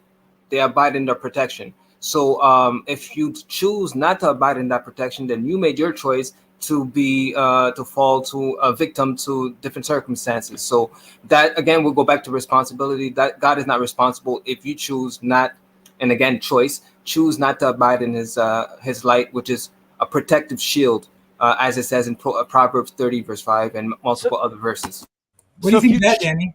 What do you think of that as a potential model? Like God intervenes, particularly more often, let's say, for his people that are he's calling out of the mankind as his remnant. Like just on a philosophical level, like does that help at all or not? As far as freedom goes, As far as like explaining the problem of evil or something, like what's going on in the world, like does that make it any easier to answer or not? To say there's a I limited sense that God intervenes for particular people. yeah, but the point is that if he doesn't intervene, then that means that all things considered, it was better for that event to occur than not to occur, right? Jamie, just add a little salt to what I was saying, because maybe somebody might misrepresent me and misunderstand what I was stipulating. He protects those who are abiding in his light, but he provides an opportunity for everybody to gravitate towards him by shining his light, because he shines his light on the good and the bad. So everybody has that grace of receiving blessings from God, and he removes that as depending on your willingness, not your unwillingness to show gratitude towards him. So then you become a victim, and that is your responsibility. So he shines on the good and the bad, and he protects those, shown grace to everybody, good and bad, and those who walk according to his will or gravitate towards him are under his protection, under his wings. I didn't follow all of that, but Jamie, did you understand what I was saying? Yeah, I hear you, Stanley. I know what you're saying. I think so. Can you explain some more? Yeah, so when God chooses not to intervene or not prevent something, and that is to say allow it, then he must have in mind that the event that he's allowing, it's better for it to occur than not Yes. to occur. I guess I'll just concede that in some overarching sense about what he's trying to accomplish in the world. I would say, yeah, okay, fine. I concede that. I wanted to deny that before. I think I'm just going to concede that is like just has to be the case in the way I think I understand what you mean better now after Yeah, thinking. I mean, you could just say that he allows it even though it's not ideal.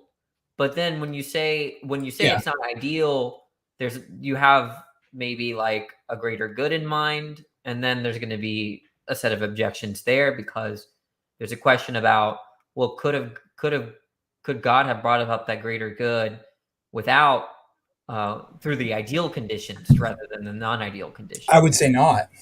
I would say there's some sense that he gives some kind of like thing to man. Like if you want to say that giving like dominion or whatever to like mess stuff up to man is him causing it. I have a problem with that. But if you say ultimately the greater good for allowing it or something, I tend to be fine with that. I guess you think that's problematic. You think I should? But no, I mean, so then that means that you're committed to thinking it seems to what you just said is that God only could have brought about that greater good or that greater goal in mind via those non-ideal conditions. No. No, because that's the thing. Like in a sense, I get what you're saying, but that's like I feel like it's forcing determinism onto the circumstance. He gave somebody the freedom to choose, and in time they're actually choosing, whether he knows it or not, that what they're going to choose. Like I just don't. There's something about that doesn't seem like. Okay, well, let's just work with non-moral evil. Okay, do you think there's any such thing? I should turn my mic down. Sorry. What now? Natural evils. Okay, I do, but I think they stem focus from on natural evils. I disagree with you, but I think it gets a little bit worse. We get in the weeds. I'm going to try to illustrate the point best as I can. So, do you think there are any natural evils? That's yes. Okay. Well, what the events that people call natural evils, I'm going to say actually, at least tentatively, my position is that they stem from from moral evils of agents. Ultimately.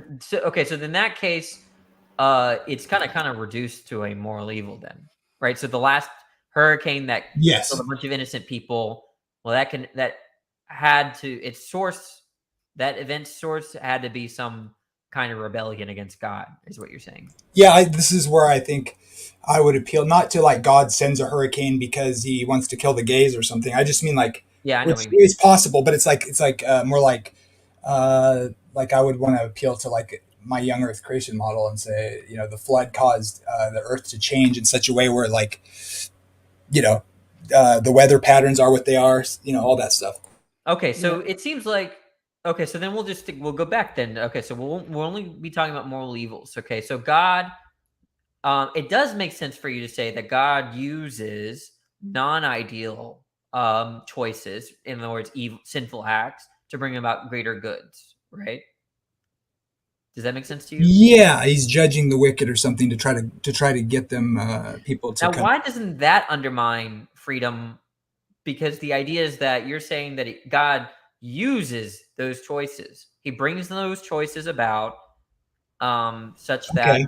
you can get some greater Because good. it's still freedom, because it says, surely the Lord God does nothing unless he reveals it first to his prophets. So therefore, the concept is there that he gives warnings and judgments. And so the people have opportunity. If they don't, he has to keep his word. So he, in some sense, he'll execute that judgment. So that's not, that's, you know, giving them the free wills in the process or whatever, right? So Okay, so you agree with me that just using an evil act for some greater good doesn't undermine the volition of the person that's committing the sin. under the proper, what's the word, stipulations in place ahead of time. Have I stipulated? Is there anything I need to stipulate? One thing, Jamie, do you accept that what he's categorizing as an evil act, like bringing a flood by God, or God allowing that, is an evil act? Because I don't think that would be our It understanding. depends. Yeah, I mean, It's not an evil act. Like the Noah's flood was not an evil act. Well, let's Like just okay. We can use a Bible example. Let's just use David's brothers. yeah, that's going to sold- go the smoothest if we do Sorry, it. not Joseph's brothers sold him into slavery, right? And it Right. brought about a greater good, right? We agree on that. Yeah. Jamie. Yeah. Okay, so God knew how to use those sinful acts to bring about a greater good. Now, if it's the case that could have been about, possibly that greater good could have brought about, the greater good in this case was the prevention of the famine, right? Right. Okay, so now the question is, did God know how to use non-sinful acts to bring about the same goal? Well, yeah, sure. So, but Okay. this came up last time, Danny. Remember when where it was Yeah. like when we were talking about this, and I was like, you know, like, is lying bad? Yes. Well, is it bad to lie to save the Jews? Yeah. No.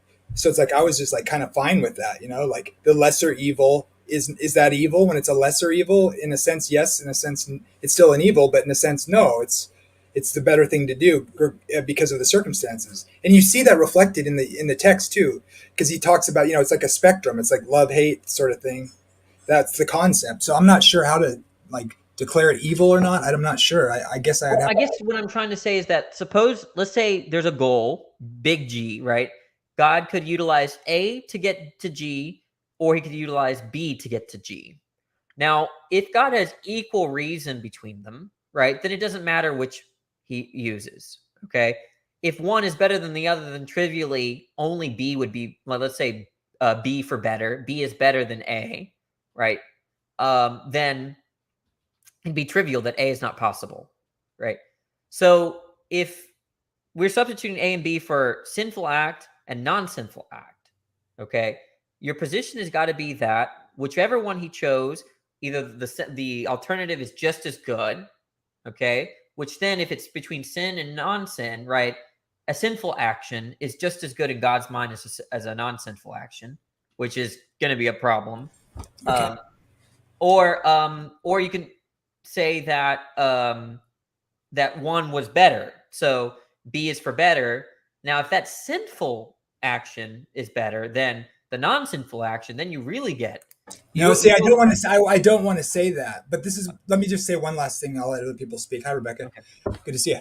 I'll say this is what I feel like you're saying. It's like you're saying.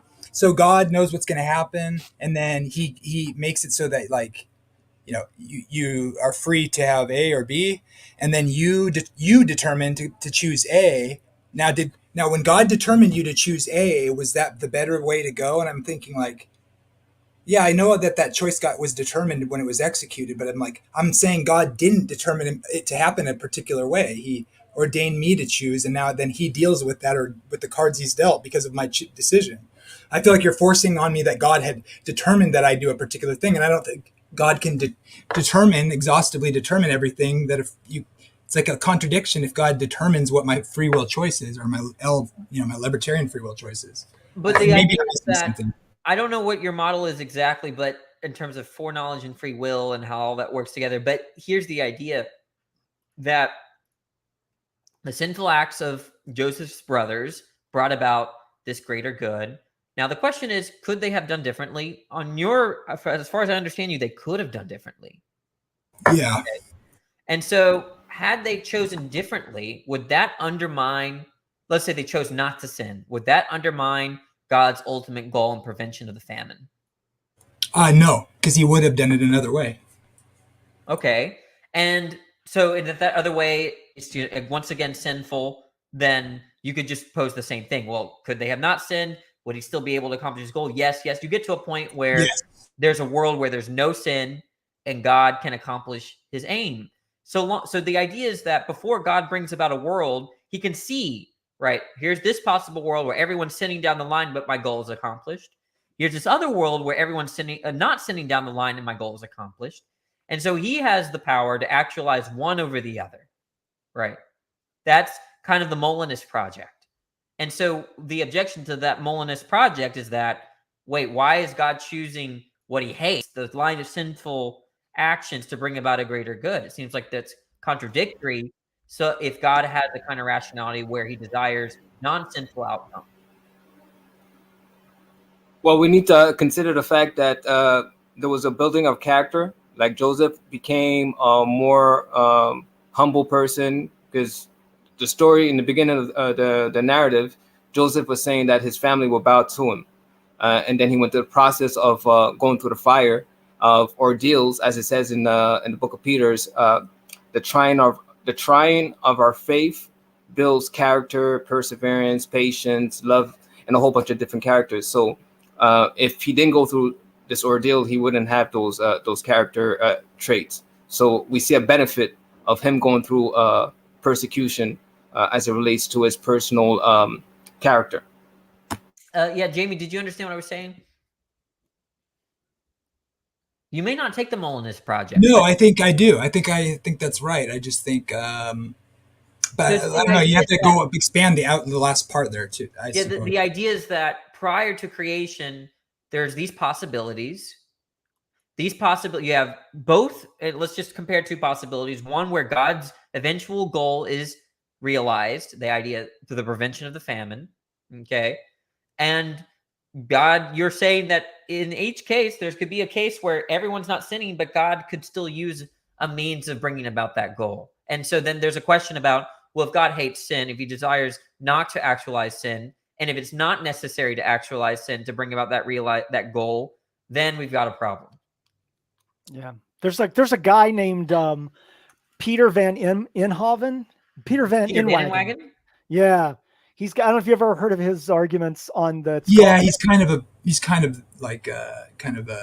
He's an open theist, so I know. He could get around some of this stuff. I don't see why this is a problem. Hi, guys. Hey, Mark. And Mark is new to the channel. He's a Christian, spiritual dude. So thanks for coming on, Mark. Hey, guys. Hi, Mark. And Rebecca's a Christian too, Mark, as well as Terry and Jamie. So it's not just atheists in here. Don't worry. It's like 4 on 4. Wow, you attracted a lot of Christians tonight. Yeah, you're in trouble. Okay, so but why is it a problem? Like, because I don't think God chose to actualize the one where, the scenario where Joseph's brothers sinned against him. That's just what happened. Okay, but did God bring about the world in a way where the events kind of depend on his will to bring things about? I don't know what you mean by that. He's like he's like saying like indirectly. Like did God is essentially indirectly causing that through his actions of bringing about the world in the way that he did. The point is that every event that occurs could only occur if God intended it. If God did not intend it, it just would that event would not occur. Or God is not I don't who he agree with that at all. Okay, what's one event that would occur without God? Like without God, you said without God intending it, Right. right? So but now you're saying without God. So without God brought God, about nothing things happens because nothing exists. But if God brought about things unintentionally, then he accidentally brought it about. Well, not okay. He brought about like human free will, human beings, right? Creation in general, but he doesn't micromanage it.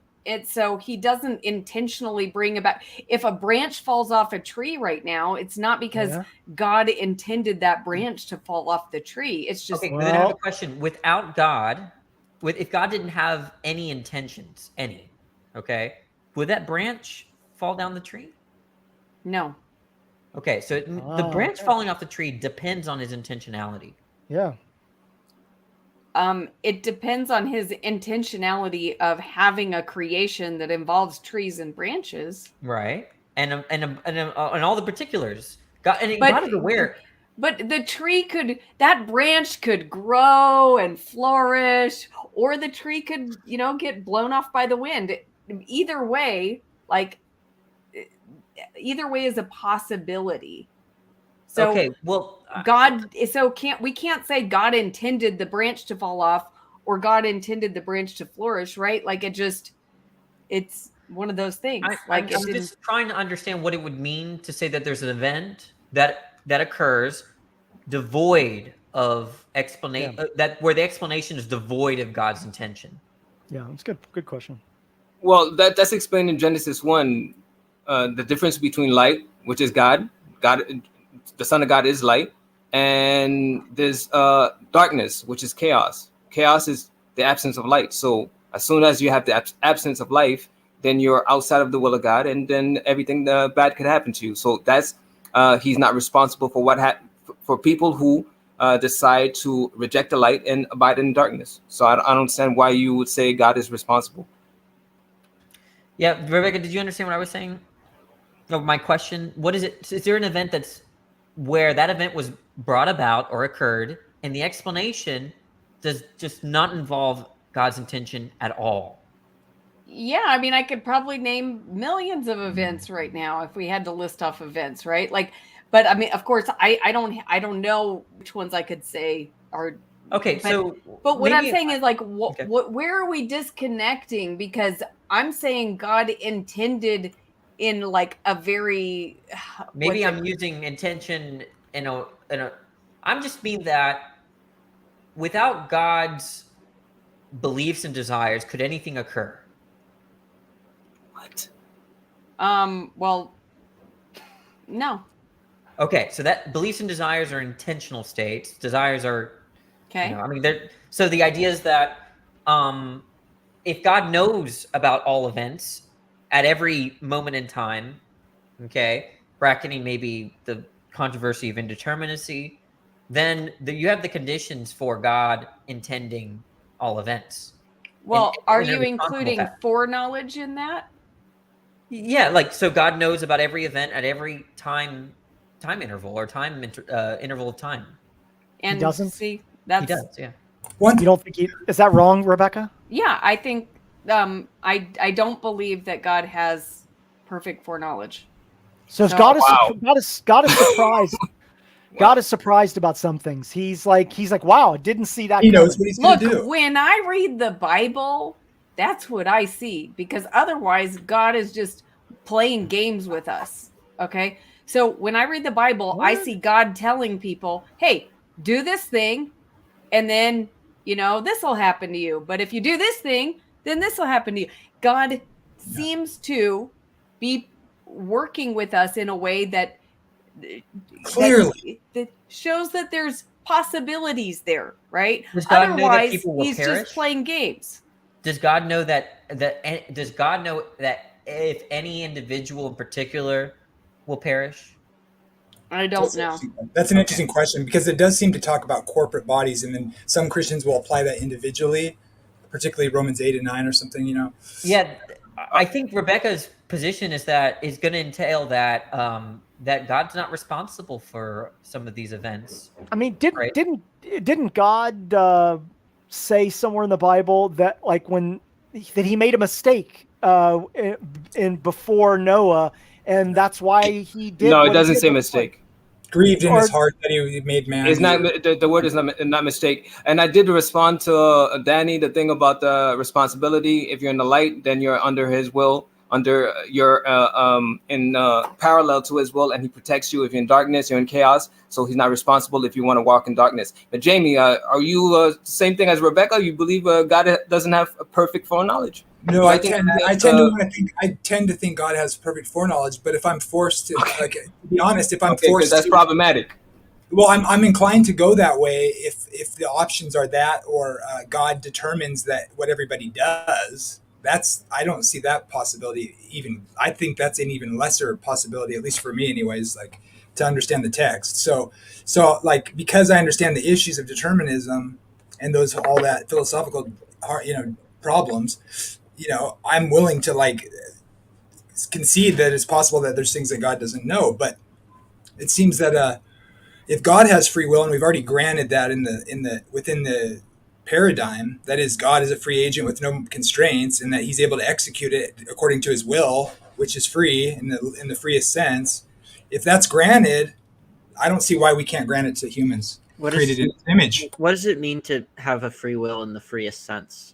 Can we exhaustively define what that means, or at least what you mean by it? Yeah, I guess I just mean in the traditional sense of God being able to create or not, or I've asked that question myself. I'm not sure how I feel about that, because it seems like God would always make quote unquote the best decision, but then it's what does that even mean?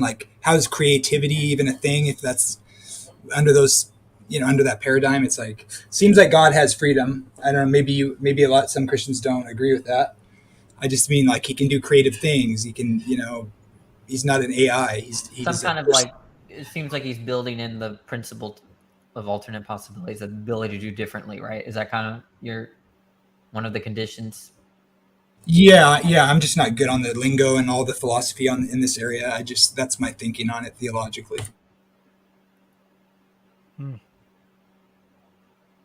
So, did this resolve the intentionality, God's intentionality? Well, Danny? it shows that it shows that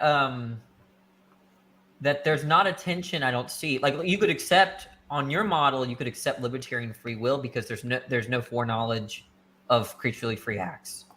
Because I think that there was a tension with holding to libertarian free will and also holding to the Molinist model, where God has this foreknowledge and He actualized all events, right? So I think there are going to be other objections to libertarian free will that I might have, but that's not going to be one of them. Because one of the objections is that if you accept libertarian free will, there's these conditionals of if Rebecca were in this circumstance, she'd choose A. That I don't think you can have those kind of conditionals on libertarian free will. So God Still wouldn't have understand? Still don't understand why we're using the actualize in your premise, saying that He actualized all things. I disagree with that. That's not the Christian narrative, but you could keep using it if you like. You're not arguing against a Christian God. It just means brought about. Did God bring about everything that happened? Genesis 1 is everything that He created, and everything that proceeds from everything that was good in Genesis 1 proceeds from God. If you want to say everything that was actualized, you have to limit yourself to Genesis 1 and everything that proceeds from that. So everything after Genesis 3, it wasn't actualized by Him. Right. So after Genesis 3, so God was engaged before Genesis 3, but after that, Is he just like he steps back and lets the No. creation run? I don't No, understand. no. I said, like it says in Psalms 1, there's a path. He is the way, the truth, and the life. There's a path that he created where those who humble themselves gravitate towards that path, leads to salvation, blessings. And there's chaos, darkness. Those who deny the grace that was shown to them, they are in darkness, and you are responsible for choosing that. So I already said that he's active specifically by shedding his light on the good and the bad, and those who are humble themselves and realize that the grace that was bestowed upon them gravitate towards him and are under his protection. Does God know who will take the path and who will not take the path? Yes, again, like I said before, foreknowledge you haven't shown the link, the mechanism by which foreknowledge has an impact on free choice. You haven't shown that link. I'm not. Wait a minute. I'm just asking you a question. Okay. Yes. It is. God does know who takes what path. Exactly. Okay, so he knows. So he knows who takes what path, and he knows that I will or will not be on the correct path. Yeah. But he doesn't have. He's not engaging in me which path I actually am on. He's giving me a choice, but he knows that I will choose which way. No, but he's shining on the good and the bad, as it said, he shed his light on the good and the bad. So there you received your grace. But I, as a child of God, I'm receiving more grace. Your light would diminish. My light will grow stronger. Proverbs 4, verse 18. Those who are walking according to his will grow stronger, and their light shines brighter. As you continue to rebel, you become darker in chaos, and you'll be lost. Basically, but you were given a chance because his light is shed on the good and the bad. Okay, so I have a question. Why do people make the choice to go into darkness, as you say? So, like, why do people make that choice? The number one sin, which comes from Satan, is pride. Okay, so humility and pride. I have a question though. Why are they prideful then? Because you chose to be that way. Because God created them for that to be in their natures. Oh, you have a fallen nature. But a fallen nature, the difference between me and you, we both have a fallen nature, but I recognize my need. So you don't. So that's the pride. That's the pride part. People choose to be prideful. Yes. Okay, so why do they choose to be prideful? Because you're created with free will. So can you point to like a reason for why? Because like when we say something is a decision, what we mean is that that's the person in question is acting on a reason, right?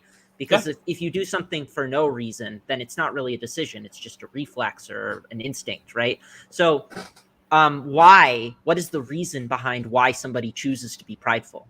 Number one, you have I'm going to go quickly. Sin nature. You have a fallen nature. Number two. Okay. So number one, yes. Number one, you have a sinful nature. But the grace being shown upon you is the fact that he shed light and he calls you. He says you need me, like he's the physician, he's a doctor. He says you need help. Come towards me.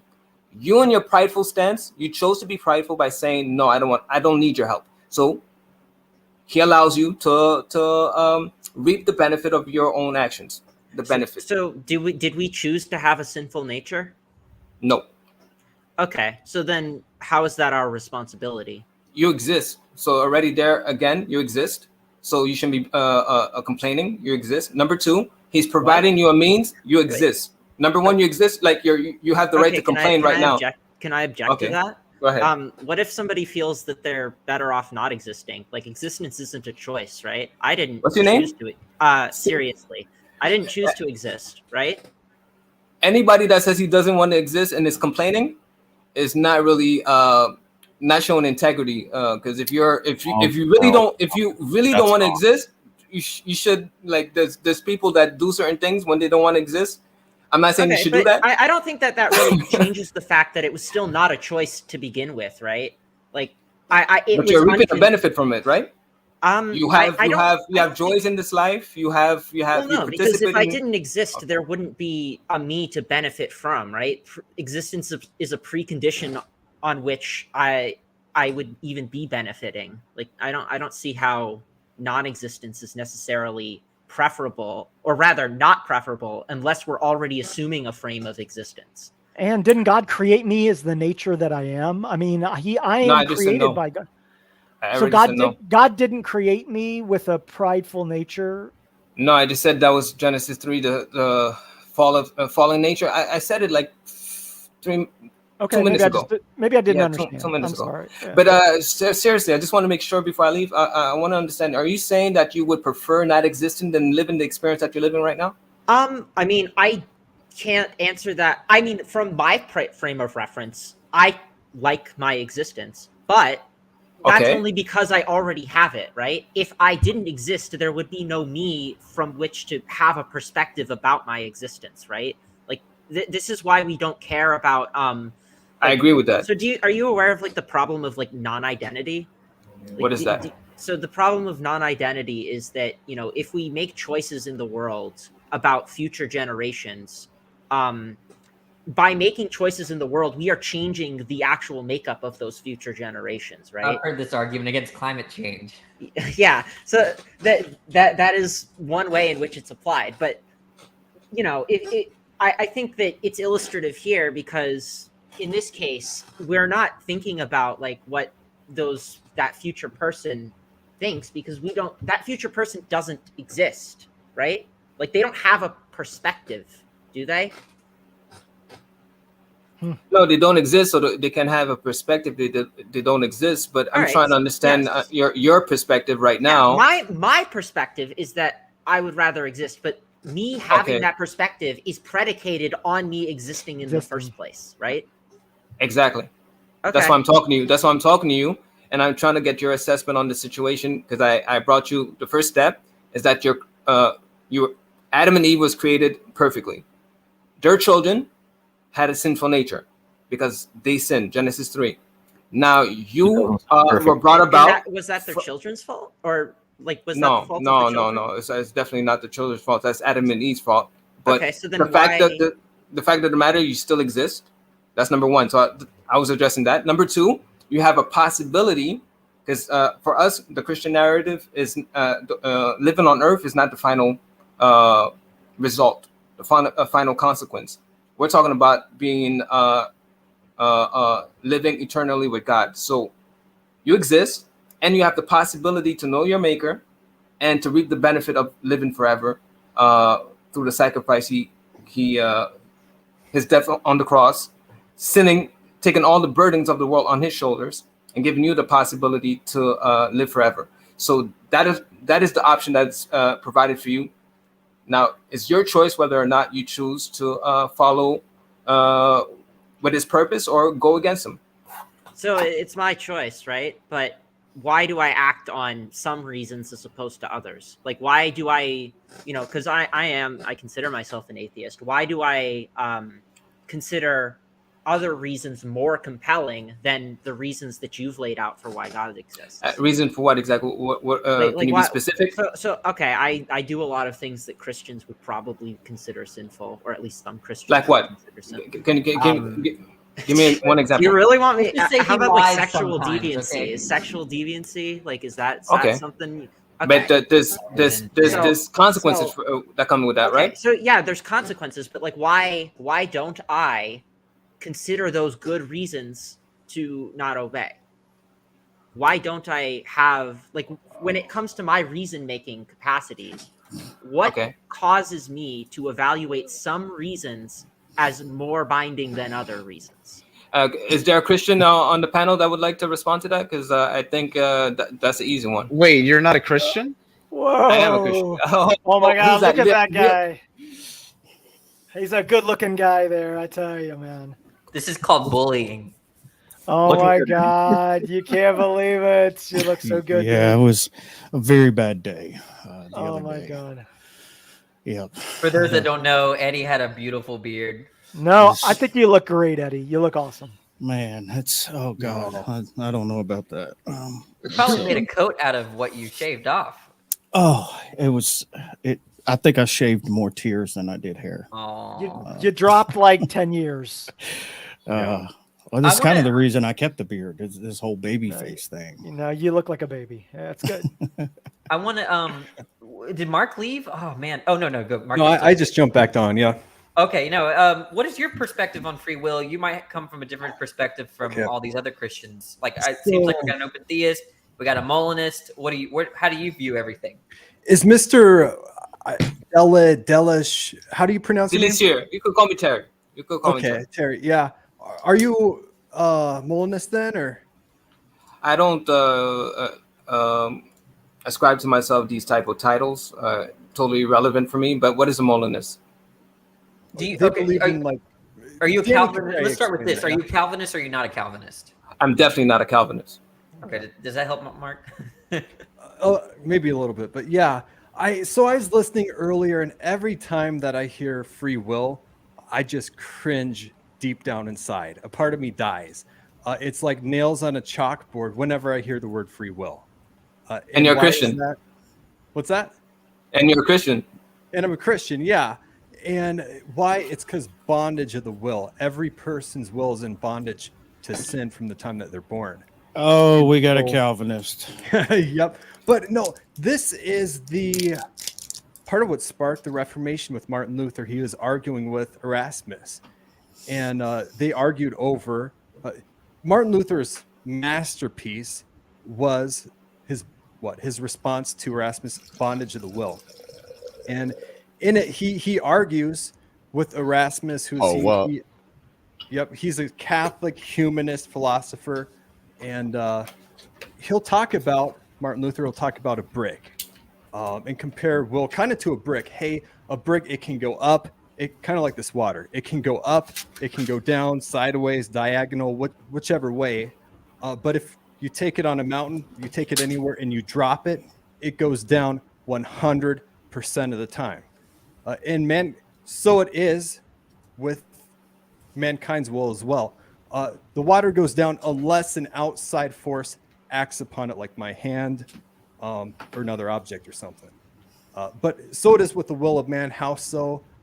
Mankind's will drags it down into sin, rebellion against God, unless an outside force acts upon it, and that outside force has to be God.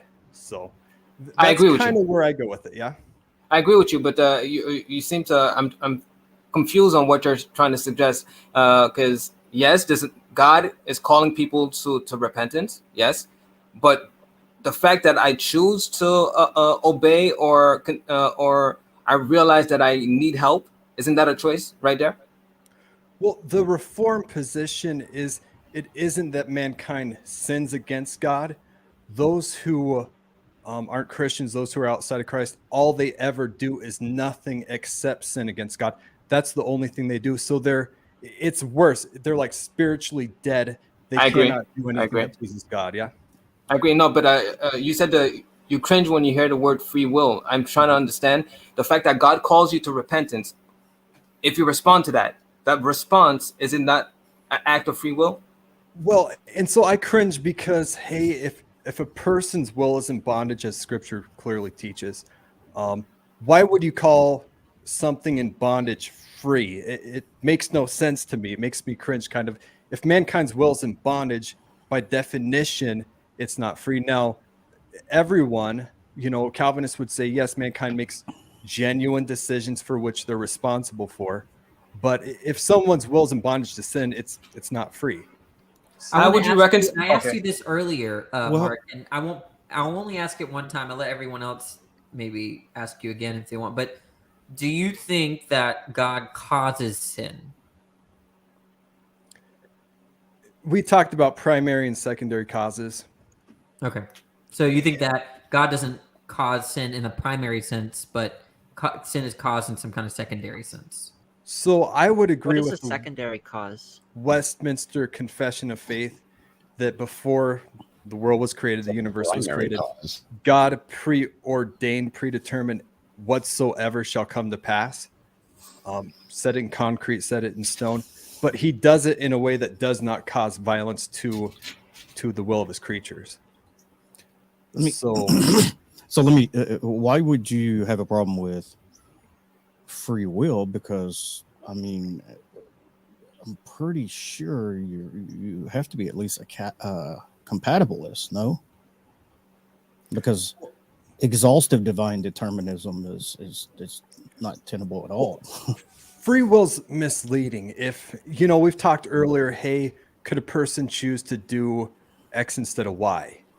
Well, could a person choose to do something but that pleases God instead of not pleases God? Well, no, their will's in bondage to sin, and so it can be misleading, is what I'd say. And keep in mind, Mark is more of a theology guy than a philosophy guy, right, Mark? You like theology, so you got to be patient. If you're philosophy oriented, you got to be a little bit more patient with the philosophy stuff. Yeah, well, that's what I was just fixing to say. But the thing is, free will is not synonymous with libertarian free will, because one could hold to free will and also determinism, which is compatibilism, be a self-determinist or something like that. So it's not free will necessarily that's the issue, although I agree with you. A lot of people throw free will around and they mean libertarian free will, when really free will simply just means that we have the freedom to do some things, and it and the freedom in a sense that, well, theologically speaking, we have the freedom to make mundane decisions about our life daily and things like that. So that's really all that's meant by free will typically in these conversations. But so I won't like pound on you or anything like that, but there's quite a few issues I have with Calvinism. But what is your response? I'm sure you've heard it a million times, but that Calvinism makes God the author of sin. Well, there's different guardrails that people would have to have. So take the fall of mankind. That was set in concrete. That was predetermined to happen, certain to happen before it happened, is how I like to say it. And so how did God make it certain to happen? Well, Satan, the decision that he made that genuine decision. He's responsible for it. Adam made the decision he made. He's responsible for it. Same with Eve. And so they're responsible for their decisions. Now, it was also certain to happen, and both those things can be true at the same time. I don't see how there be any there's no logical contradiction there. Yeah, well, there is, which is why I'm a Molinist, because if it is predetermined by God and they are responsible for doing it, that's just changing the meaning of responsibility or moral responsibility, moral culpability, because moral responsibility, moral culpability is oughts. We ought to do this. We ought not to do that. If it is the case that they ought to do something, but that was already determined ontologically prior to creation by God, then they really, they ought to, but they don't have the ability to, because it has been predetermined by God. Yeah, but you could still say they have free will in a compatibilist sense. Well, no? And God predetermines the ends and the means. And under the difference between Molinism and Calvinism would be, from my understanding, and Molinism really philosophical. So I don't like dive into that territory a lot. But it's all about the free will decisions that mankind makes. And so God looks through a trillion, bazillion, gazillion different universes, in a limited amount of universes, and chooses the one where his creatures make the best decisions, where the most get saved, the most do XYZ. And it limits God's sovereignty. And I think there's different problems that I would have with it there. Yeah, typically that's the common theme from from Calvinists. It attacks God's sovereignty. Well, you're going to have to define, first of all, what you mean by sovereignty, and second of all, no, God can only select from a certain, even though there's endless metaphysical possibilities, given God's natural knowledge, middle knowledge, and foreknowledge, and all the metaphysical possibilities, there's only a select set that God can choose from, given what His will, intention, purpose, or desire is. So God couldn't, would it, or could it choose where He creates a world that his will is not brought, to fruition? That's a metaphysical possibility, but it's not something that God can do, because, or it's not part of the set of worlds that God can choose from, because the whole purpose, presumably, in creating is for God's will to be done. But before I go too far, I mean, how would you define sovereignty if you believe that Molinism attacks sovereignty? So the sovereignty of God, hey Calvinists, we love the sovereignty of God. There's no borders on the reign of God. God rules how He pleases, where He pleases, with whom He pleases. There's no borders, like physical borders. It's everywhere in the universe. God reigns, and God is in control over. Beyond that, though, one of the similarities, one thing that I would agree with Molinists, and I think every Christian really would agree with, is God knows counterfactuals. God knows, hey, He could have made the sky pink and the grass blue. He could have done he made the world a million trillion different ways. And in the eternal decree of God, where the triune God takes counsel within Himself, He takes in all those different possibilities. Where we would disagree, though, would be, and He makes the wisest one, let's say that too, would be where it goes to human free will and the foundation for everything that happens in this universe, human free will, essentially. That's where we would have a major, disagreement, I guess. So if it is God's desire and intention to allow free will, then He's still in control. So how does that attack His sovereignty? Could you rephrase that? That kind of, yeah. If God, so presumably because of God choosing a specific arrangement for the world that He created to fulfill His ultimate divine plan, if God's intention and desire was to have libertarian free creatures, and God instantiates that, well, then how is that attacking His sovereignty when He's still the one who is in control and responsible? Like, for instance, Mark, I think this is what Eddie wants to say. Suppose you're going fishing with a friend and they fall into the lake and they're drowning, and you have a flotation device. You're in control of the situation, but you're not causing him to drown. And in fact, he fell on himself. There's no causation there, right? There's a sense in which you're in control, but you're not causing anything. God's sovereign in that universe. But that, so, under middle knowledge and under Molinism, there'd be a gazillion different universes. In one of them, Danny's saved, he's a Christian, but maybe there's a different universe where 5 more people get saved, and so God chooses the universe where 5 different people get saved, but Danny, he didn't get saved in that one, so he's condemned. I just don't believe that's biblical. And beyond that, what's the name who developed Molinism? The Catholic priest Molina. Louis, Yeah, right? Luis de Molina, yeah. Louis. Did not believe in sola scriptura, did not believe in the authority of Scripture, and I was don't either. counter Reformation. I don't either. Yeah. Oh no. But- And so I'm a presuppositionalist. I know. Oh Yep. no. I've already got that. Oh my God. Here we go. But Can I? I think you missed what I said though, Mark.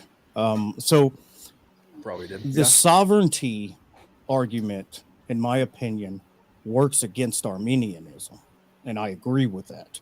Works because against what? Or what? Arminianism. Oh, okay.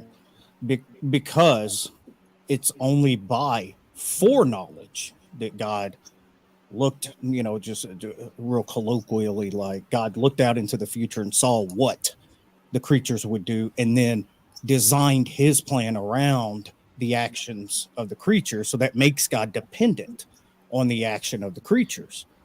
But where middle knowledge is different is, and we have to be careful because it gets conflated a lot, the idea of counterfactuals with the counterfactuals of creaturely freedom. They're not exactly the same. It's not that God has knowledge of all counterfactuals. It's given the creation of creatures that he created, he knows them so intimately that any position that he would put them in, he knows what they'll choose. He doesn't look out and see it. He just knows. For example, if I take my child and I set her at the table and I give her a plate of Brussels sprouts and then I give her a bowl of ice cream, I know, even though she could choose the Brussels sprouts, I know that she's going to choose, the ice cream. So intimately, I know her like that. Now, of course, it's just an analogy, so don't press it too hard. That's a good analogy, because we could take it further and we could say, hey, there's a vulture and there is a rabbit, right? And if you take roadkill, the vulture will go to the roadkill every single time, and the rabbit will go to the carrots every single time, and it's just 100% of the time. Why? Because it's in their nature.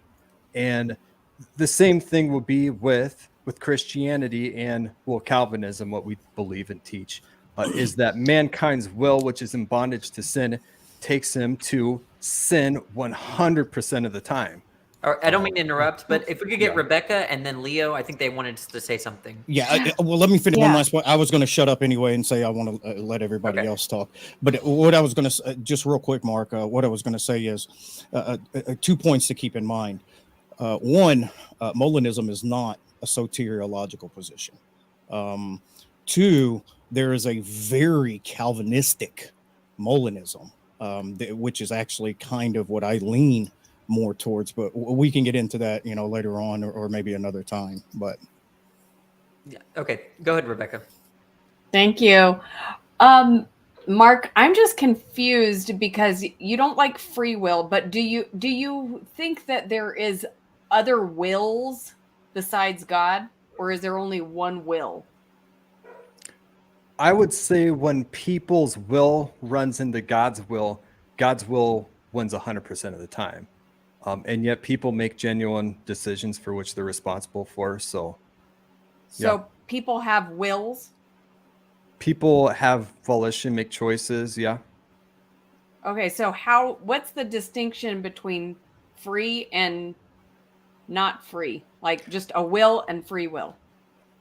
I would make the distinction with others, that mankind's will it's a slave to sin and bondage to sin. And so if it's in bondage to sin, it's not free per se, if that makes sense. Right. But you said it whenever human wills run into God's will wins 100% of the time. So then I'm trying to figure out, where is there a separate will? A separate will? Right. Because everything seems to be 100% God's will. So is there even another will? Yeah, Rebecca, I think Mark, if you don't mind, I might help out a little bit, because this is a little bit more philosophical, but usually they accept compatibilist freedom. So they're going to analyze free will as in terms of whether one's will is being frustrated or is successful. So if you, for instance, a compatibilist will analyze something like rape in terms of the will of the person being raped as being violated because they have a desire not to have sex. So that desire is being there's a coercive cause such that that desire is not successful. I mean, that's a very crude, just to piece something together, but that's all compatible with determinism and having, being determined by external factors. So that's what they're gonna say. They're gonna cash out coercion in terms of coercive causes or coercive factors, and then there are non-coercive factors. So an example of a non-coercive factors, when you look, well, arguably, is when you go into a room, you see a drink of water, and you decide to drink it. The water was some kind of external factor to you desiring to drink it, and then you acted to drink it. So there's some kind of determinism there because the water caused you to have a desire. A coercive cause is the idea that when there's a cause out there that causes you to fail or will something that's against your more fundamental values, that's when it becomes coercive rather than non-coercive. Is that okay, Mark? Like, is that how you? Because that's how most compatible. I mean, You could say that, and yet I'm just built much more theological. I mean, I go into God's not only the creator of all things, he's the sustainer of all things. And so every moment of every day, unless God sustains the universe would just disintegrate just like that, because God is actively sustaining, actively involved in his creation. When you said that, can we let Leo? Leo has been waiting. Yeah, we're kind of past it now, but so Mark, with respect to a criticism that you raised about Molinism earlier, were you saying something along the lines of that the worlds with respect to God's counterfactual middle knowledge are like real, and that God picks out the best one, or something like that? Within Molinism, there would be an unlimited amount of universes, and God would choose the one where most people get saved. Is that so? Yeah, that seems, at least in my mind, to confirm like a sort of modal realism, the idea that possible worlds are real in the same sense that the actual world is, and well, we're just not in them. But I don't think that Molinism would necessarily entail modal realism. Yeah, he's not. Look, I think Leo. Very excellent point, Leo. Very good point. I think the idea is that God can, if you can cash it out in terms of possible worlds, in terms of potential worlds, like, you know, when you're deciding to write a story, the what you're imagining, what you could write, or what the potentials, or you're going to write, they're not going to be real in the same sense that you are. And so that's how, is that when you're deliberating between different possibilities, you're not committed to saying that those possible worlds are actual. Yeah, and honestly, that's one of my beasts with Molinism, is that it is highly philosophical. Don't go there. I'm gonna attack the Trinity. I'm gonna attack the Trinity if you go there. Yeah, we're on a, you know, no, you can get the Trinity out of text of Scripture. You can exegete Scripture, which I would say Calvinism, it's exegetical. It comes from Scripture, whereas Molinism, it tends to be people just go to philosophy for that, and it doesn't come out of Scripture. Yeah, vain philosophy, right, Mark? Vain philosophy. Well, hold on, Mark. Okay, so, and I'm not picking on you. I want to make this. This is something, because this is actually something that's common that I hear. So, theology is philosophy. It's philosophy specifically about God.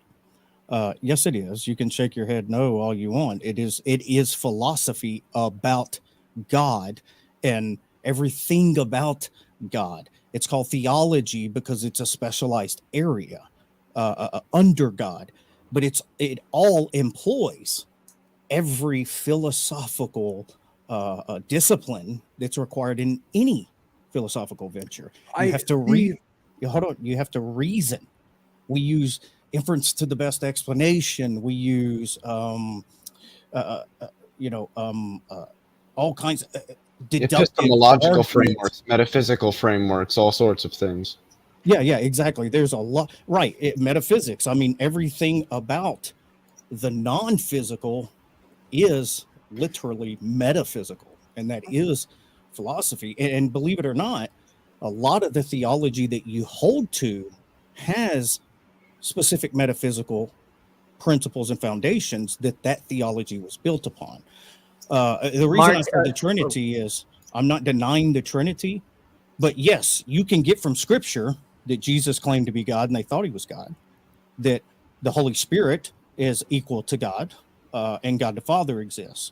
But putting those together How do you? And it also says that God is one. So that's where it is purely philosophical how the Trinity fits together, which is the reason there was a split between the Catholic Church, or part of the split between the Catholic Church and the Orthodox Church was over what's called the Filioque, over the model of the Trinity. That is purely philosophical. Yeah, I don't want to get into whether it's philosophy or theology because the topic is free will. Seriously, Can I respond? yeah, to that you can real quick? respond. That's fine. I'll let you respond, and then after Eddie, you're not going to like this. After Mark goes, seriously wanted to say something. Okay. Yeah, I my response to that would be, hey, God told Adam and Eve, do not eat of the fruit of knowledge and good and evil. Well, Adam and Eve knew what God meant there without having to take a philosophy class, study Aristotle, Socrates, Plato, any of that stuff. And so people can understand what God has to say without needing 20 courses on philosophy, so to speak. So I guess that's because God speaks clearly in Scripture. Okay, thanks. Seriously, did you want to go? I'm gonna be real. When did I try to jump in? I don't actually. Well, remember anymore. you looked like you were going to jump in. I guess I misread. Yeah, I probably had something to say and I've forgotten, so I'll just let it go. All right. I just wanted to say one really, really quick thing, Danny, like 5 seconds. I just wanted to say, I think I agree with Mark Ryan here. Those damn philosophers and all their technicalities trying to confuse people all the damn time. That's a philosophy, Leo. Yeah. I mean, I do have like. I mean, the topic is okay. It's just, do we have free will? Never mind that. I won't. Do you think it's better to be a physicist? Well, for me, I don't think you can really do physics without philosophy personally, but you're probably not going to find many that would agree with me on that That's one. why you're smart, baby. Smart, baby. Leo, give us a lesson on what scientia means. Wasn't it just like a love of like knowledge, like people who wanted? No, well, originally science was philosophy. The word that was used, natural philosophy. Yeah, the actual. Yeah, I mean, the Aristotle was doing science, or the foundation of what became to be science. But the original word was scientia, or that's where we get science from. But it was used in philosophy. As it talked about philosophy at the time is what it referred to.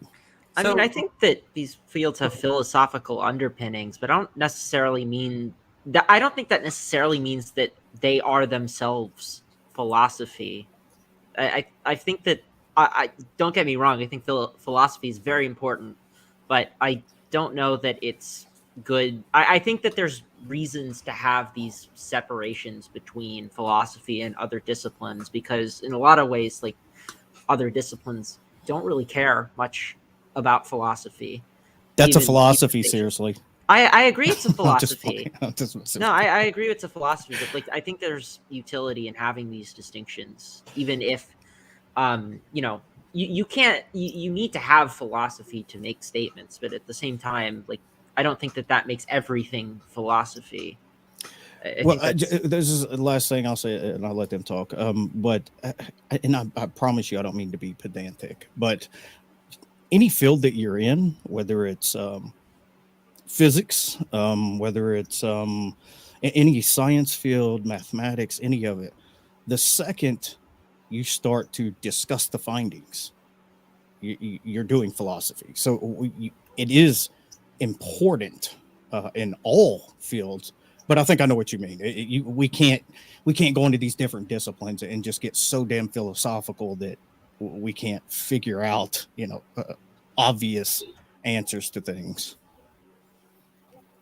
In line with the topic of free will, Mark, can you explain to me your understanding of, because you said to Rebecca, God's will always wins over the human will. So if God's will is for everybody to be saved, why is it that people are going to hell and certain people are going to? Well, I always ask a good question, but thanks. Why is it certain people are going to hell and other people are going to heaven? Well, God chooses the means and God chooses the ends and all that. And so there's I don't know that I have a good response to that. Yeah, because that's problematic. That's why Calvinism is a very problematic belief system. I have another question for you. Romans if 7:14. Yeah, if Romans God wants, yeah. Okay. Oh, Romans wait, 7, I remember what I was going to say. Okay, go ahead. Okay, Calvinism. I think that you guys are like picking on Mark a little bit, but Calvinism would No. still be compatible with compatibilist free will, because compatibilist free will just means that your reason, like that your wants are not being frustrated. So like the example I would give is it's the difference between being pushed off a stage and jumping off a stage, right? So when you jump off a stage, those reasons are internal to you. So if Mark just grants that humans have some kind of nature and they're acting on that nature without being stopped, that would be compatibilist free will. No? Yeah. No, I agree. I think in terms of my philosophical positions, I'm much more in line with Calvinism than I am with Molinist Armenians. Boo. How would that work though? If Boo. you're an atheist, right? Then how would that? Because I'm a determinist. He's a determinist. What do you mean? It lines right up with it. I don't study this kind of stuff. I'm more. Well, the point is that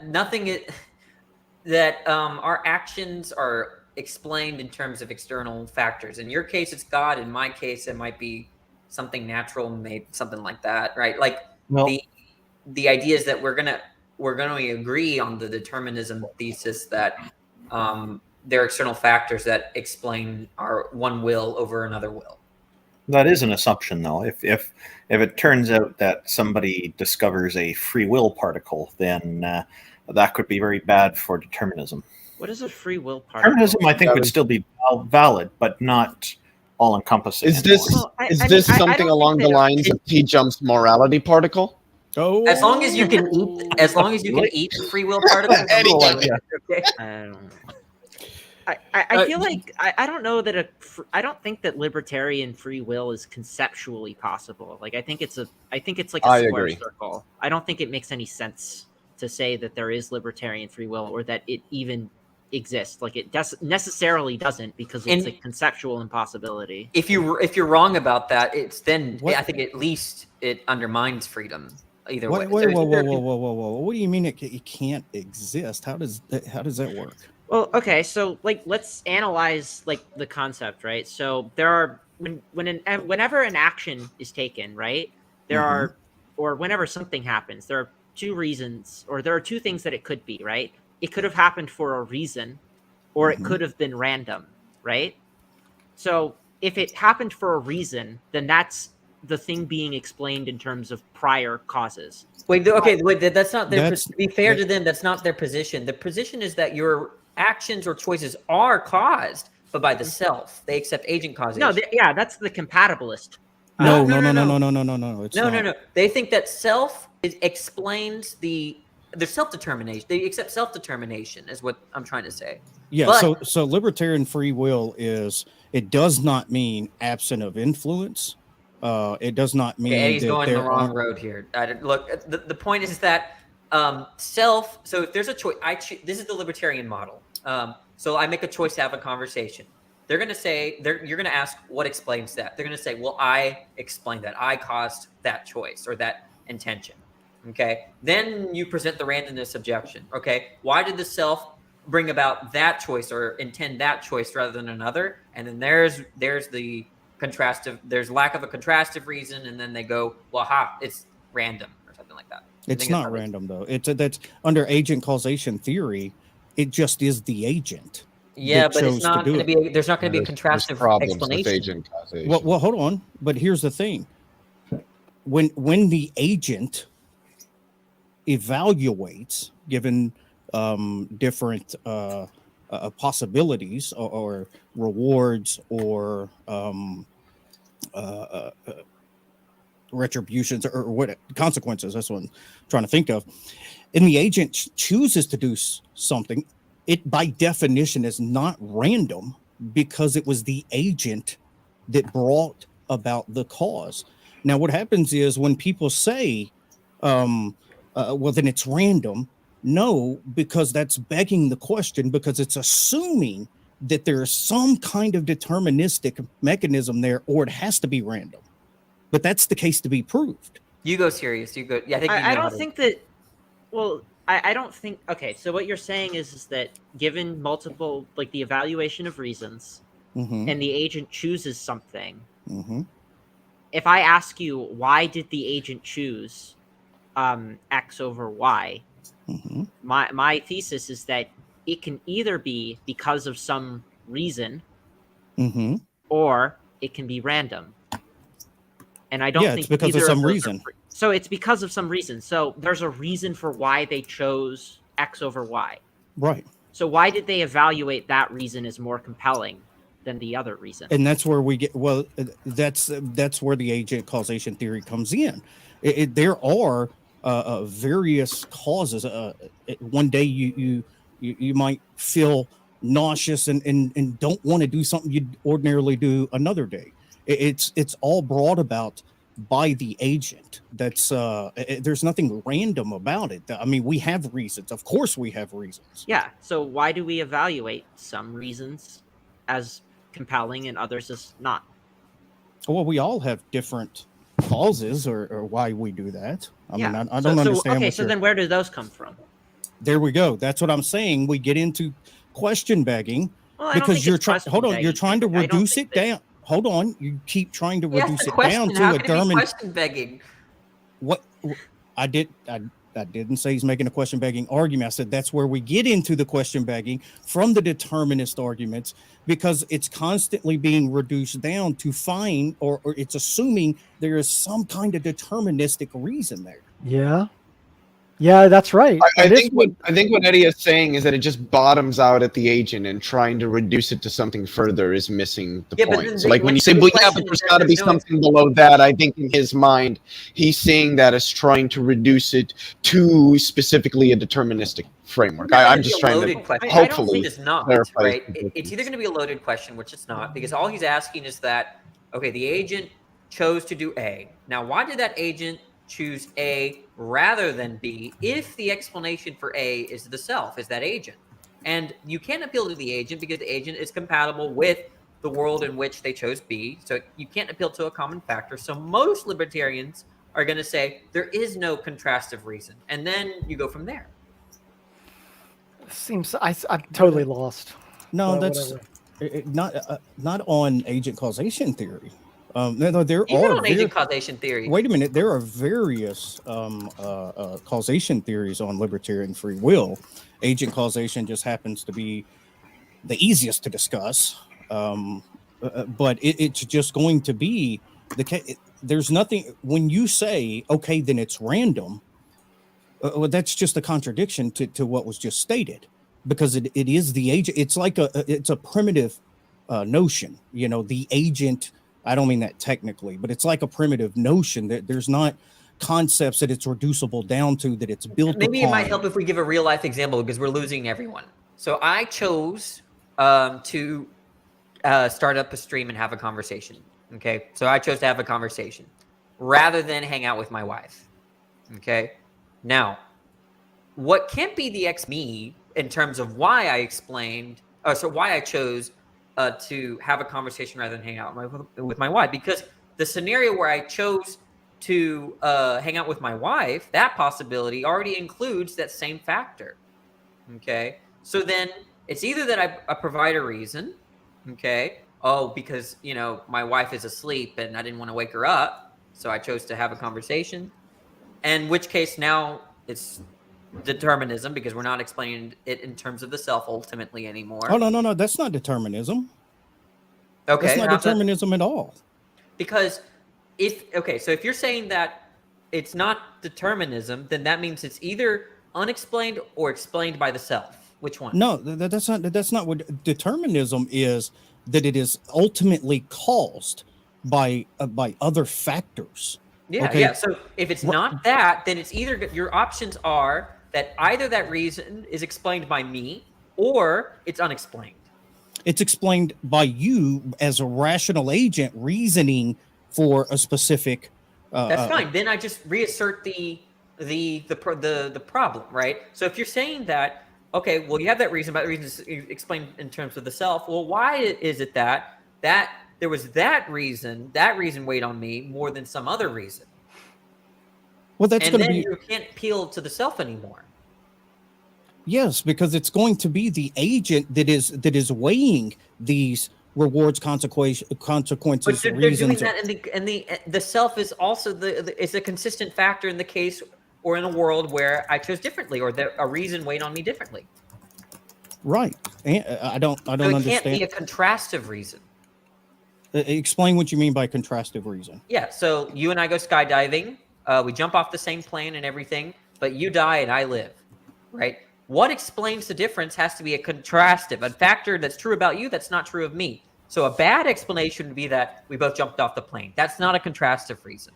A contrastive reason would be something like your parachute not working, because that's not true of me. It's not true. So the idea is that there has to be a differing factor as to explain the difference, right? But if in one case, if the self chooses A, and in another case the self chooses B, you can't appeal to the self as to explain the difference between A and B. That would be like appealing to the plane to explain the difference between why I lived and you died. Yeah, that doesn't follow at all. Because so in a scenario, you would agree that if I chose A, there are metaphysical possibilities I could have chose something else, right? I'm fine with that. That's not the problem. Right.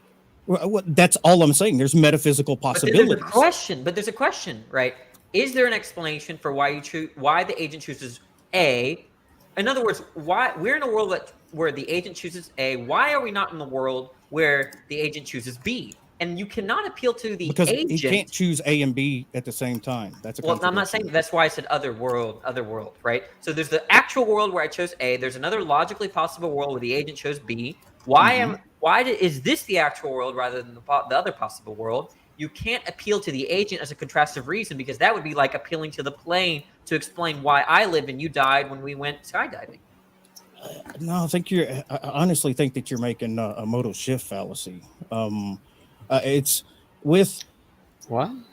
With the Well, okay, let's start with what we agree on. You agree that the plane is not a good explanation or contrastive explanation for why you died and I lived when we went skydiving, right? The airplane, right? Yeah, saying that you died because of the airplane is not a good explanation, right? Because we jumped off the same airplane at the same time. Right. Right. Why isn't it not? Why is saying that the reason why I lived and you died, to say that it's the plane, why is that? Why do we agree that it's not a good explanation that it was the plane? Because the plane is not the cause. Because the point is that it's not a factor that's true of only you, such that I lived and you died, right? Because I did the same thing. I jumped off the plane just like you did, right? Mm-hmm. So that can't be an explanation, right? So whatever you appeal to explain A rather than B has to be something that's uniquely true of B rather than A, or the case where I chose A rather than B. Okay, so if we go back, okay, the agent chooses B. The agent chooses A in one world, the actual world. There's another case where the agent chooses B. You can't appeal. If there's an explanation, you cannot appeal to the self as the explanatory or the contrastive reason, because it shows up in both cases. A contrastive reason would have to be true in the one case and not the other. Yeah, I don't agree. I don't agree, because the agent in both cases is going to be the efficient cause to bring it about. Someone else can try. Maybe if anyone agrees with me, they can try. I don't think that I'm going to get any further, but okay. No, I think you explained it perfectly, and I don't have much to add. Okay. Well, I mean, I think, Eddie, it comes down to why is it that the plane is a bad explanation in the parachuting case? That's Yeah, I'm not. That's a terrible analogy. I'm not following how that's. Okay, it may be you- good for you, but I'm not following how. Okay, fine. so- You and I are good friends. I would take you skydiving if I could handle that kind of thing, which I can't. But let's say I could. Okay, I would take you skydiving. Now, if it's a tragic accident that you died and I lived, and we jumped off the same plane at the same time, the same way, okay, then when someone asks, "Well, Danny, how did you live and Eddie die?" If I said, "Well, we jumped off the plane," Oh, so you're asking? Okay, wait a minute. Okay, so let me sum this up and see if this is what you're saying, or asking. If everything happened the exact same way, all things being equal, biologically, environmental, every single thing happens in this world, in a world that I can supposedly do something different. What is the defining reason that everything lined up and I chose it in this world and not the world that I could have chose to not do it? Right, that's the question, and I'm just saying that if the answer is the self, it can't be, because it's a common factor in both cases. Just like the plane is the common factor, jumping off the plane in that kind of way is common between both of us, even though there's a difference in outcome. Okay, I see what you're saying. Okay, so let's say it is the case that it's the self in both scenarios, and in this world, I looked at the possible. It was something that I felt like I wanted to do, and I didn't like the possible consequences, so I chose not to do it. That is solely up to my rational being in evaluating it. So how can you remove the self in the next world where I supposedly could have done something different when it's going to be me trying to reason and rationalize? So let's start with agreement. I will agree that the self participates in the narrative. It's just not going to count as a contrastive reason. So, for instance, you did die, right? And it's true that if you did not jump off the plane at all, if you stayed on the plane, you would have lived. So it's not to say that I'm not going to say that the self plays no part. It's just not going to. It's not going to be an explanatory factor to answer the question why I lived rather than I died. Right. So I'm not saying why I lived rather than you died. Right. If the question is why. What are the necessary conditions such that you can make a choice? Yes, the self is going to be in that explanation or that narrative, causal narrative, as well as oxygen, gas, laws of gravity, planes, all of the necessary conditions are going to be there. But if the question is narrowed to why is it that this happened rather than that happened, then whatever answer you give, it's either going to be unexplained, or if there is an explanation, it's going to have to be something true of one scenario rather than the other. Okay, let me ask you this then. Okay, so just a little quick thought experiment. In the actual world, I stubbed my toe, and I wanted to go play basketball, but I stubbed my toe, and it's hurting, and I'm like, nah, I don't feel like it. I'm hurting. But in the possible world, and not the actual world, I stubbed my toe, but it didn't hurt like it did in this world.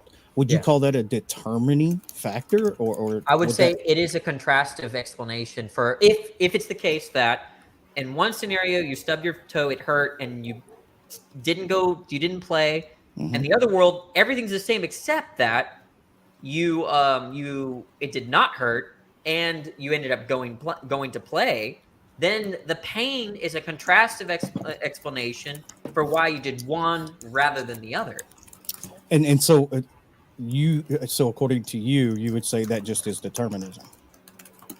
Well, if those conditionals are understood in terms of explanation, I'm going to call that determinism. Yeah. We're going to have a fundamental disagreement about what determinism is, because to me, even though the stubbing the toe was a factor in my decision, it wasn't the reason I did. I'm still the cause of what decision that I made. But the way I stipulated the tub Stub toe. The toe injury is that everything is the same except the pain and the outcome. Right. Okay, so that would include your reasons, yourself, right? The self, like the influence, all the other influence, barring the pain, right? So if you're starting to say, well, there's more to what explains why I did one rather than another, then we're adding more contrastive reasons for why you chose to play basketball rather than not. Yeah, and my appeal would be that pain is purely an internal psychological position. So even though it had an influence on my decision, pain itself, it has no Okay, causal. are you the word influence? Can influences count as explanations? No, I wouldn't say they're an. I would say probably the sum of all the influences, like your biological makeup, the environment you're raised in, the conditions at the time. I think all of that plays a part, but I don't think one of them are necessarily. Okay, so in this hypothetical, there wouldn't be such conditional then, that if you had not experienced the pain, then you would have played basketball. If that conditional would not be true, that counterfactual would not be true if the pain is not explanatory. But if the counterfactual is true, then I struggle to understand what even an explanation. Well, I don't want to beat a dead horse and keep everybody. No, it's fine. I guess here's. Well, what I was gonna say is, I understand what you're saying. I do, and this is one of the reasons that I'm very, very sympathetic to a compatibilist view. It's just so much easier, it seems, to kind of try and defend, but intuitionally, libertarian freedom seems to be the case. Yeah, I get that. I get that.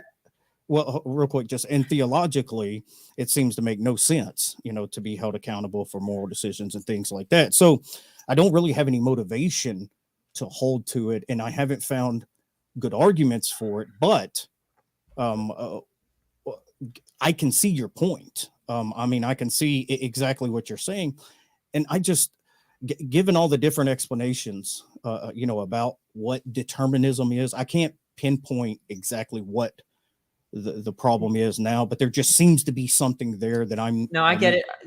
I think that I would have to get you where I am. I need to do more than present the random subjection, because a lot of people where I present the random subjection, they're looking at, they don't have the intuitions that, like, I have the intuition that indeterminism, in fact, you need determinism to have free will, right? Like, I actually have the exact opposite intuitions from you.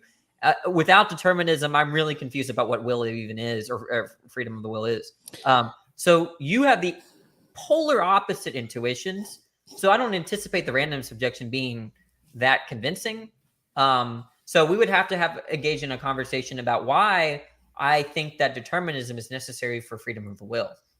Yeah, I would definitely be interested in that one. That would be a good informative. Can I maybe ask something that's a little bit, it's not strictly do we have free will, but I think it's related and kind of interesting. Do you mind if I ask, Danny? Yeah, go ahead. Yeah, so I guess my question is, so what? Like, what's so good about having free will? Like, why do we care about having free will? Why is this an important thing that we must have for things to be valuable? I think for Christians, it's important theologically, especially with respect to the concept of sin and salvation and things of that nature. It just depends on what you mean by free. Like, who cares if we have free will? There's certain conceptions of free will which we can go without, and then we're just, who cares? But the point is this: we have these concepts of voluntary and involuntary in our society. We make sense of things like rape, right? That rape can only be understood in terms of involuntariness. So there's a concept that we share here that's indispensable to these like political / sociological reactive attitudes, right? This is like, I'm coming from like the Straussian understanding of responsibility and freedom and all of this, is that we have these reactive attitudes about, oh, we're angry at this person, or we hold them praiseworthy, blameworthy, responsible, and these things are I mean, I can't do without in terms of going along with life and personal interactions with others, and I want to make sense of those concepts. I think sometimes it's this topic, like free will, gets taken to in a way where it's divorced from that kind of stuff, in which case I empathize with the question, right? But I think that we should remember that we have these concepts. We attribute blame and praise to people. We got to make sense of voluntary and involuntary. And I think some people take it too far. And then I think some people just want to eliminate everything. And then I don't know what they're doing with concepts like rape, you know? I'm not theologically inclined, but to the theologians who are here, is there free will in heaven? Yes. Mark says yes too. No, I love that question though. I love it so much because that's part of what distinguishes, Calvinism, biblical Christianity from like open theism. There's folks who would say that in heaven people can sin, people can use their free will to sin and choose to rebel against God.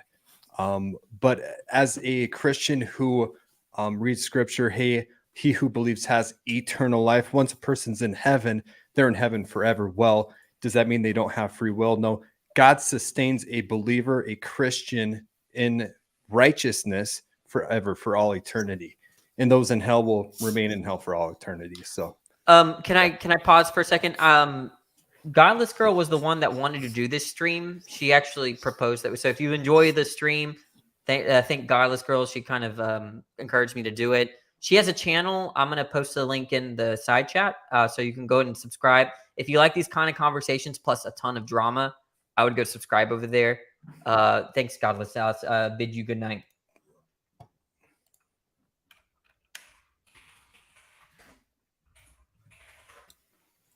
I interrupted someone. I think Mark was going. yeah, and so when someone's in heaven or when someone's walking in righteousness, it's all of God. And so there's classic quote, classic Calvinism: salvation is all of God, all the will of God.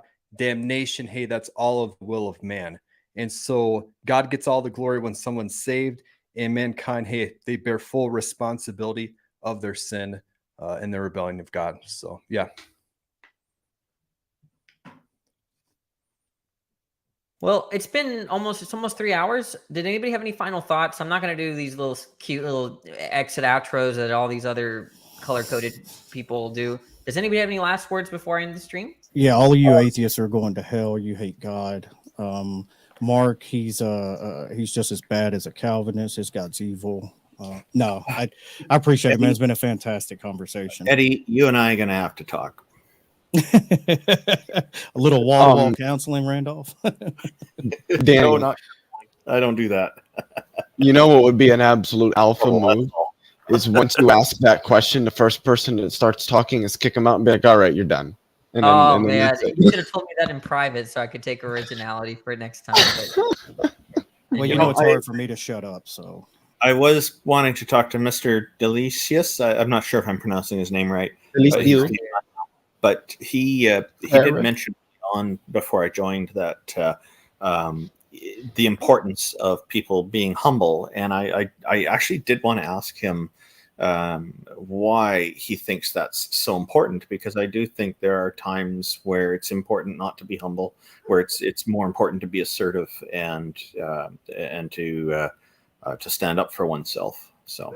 yeah, I know who that guy always is willing to talk. So you can probably bring him to your little, the Discord thing that you do with the little panel. Yeah, actually, a lot of people are telling us it's not little anymore, and we've been getting a pretty decent-sized audience on it. I'm sorry, I didn't mean to say. I meant little. I was just about to say, listen how condescending Danny is. You guys with your little. I realized it too. I should have said little. I'm just poking fun at what you said. Don't worry about it, Danny. If you want to link that in the chat, that would be cool. He's easy. If you just give him the link, he'll join. Yeah, I do appreciate you mentioning it. This is a fortnightly stream we do. which means once every fortnight, once every 2 weeks. And it was just last Sunday morning. The next one will be on July 24th. It's on my YouTube channel at youtube.com/Randolph Richardson. And that's Randolph spelled with an F for freedom. Of the will? Freedom of the will, Randolph? There you go. Yeah. Is that a subtle poke at Will the Calvinist, who we both know? I'm sure he'll. No, I don't think. But that one is good because we invite people to join our stage one at a time, present their argument to convince us that a god or a goddess exists. And we've had a fairly steady stream of people coming up with quite a wide variety of ideas and arguments, and it's been great. I've really enjoyed it. So I'll post my link in the YouTube chat in a moment. I So wanted to make thank one. you for mentioning it, Danny. I appreciate it. No problem. sorry, I Go look ahead, forward Eddie. to having a conversation with you one day about ethics. You mentioned that you enjoy ethics, and I think we good had to do one. that at one point. We had a conversation about ethics and a mic, but I'll do another one and I'll message you to get you to come in so we can talk about it. Can you message Yeah, me too? that That sounds sounds great. interesting. Yeah, What? I think Can it's you an also important message topic. me?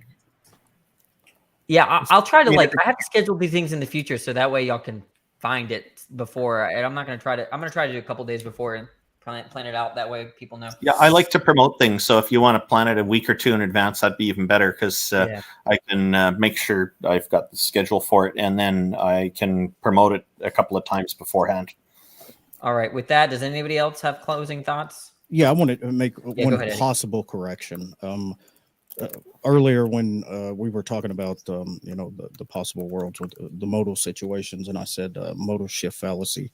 I'm not sure if that's the fallacy I was thinking of at the time.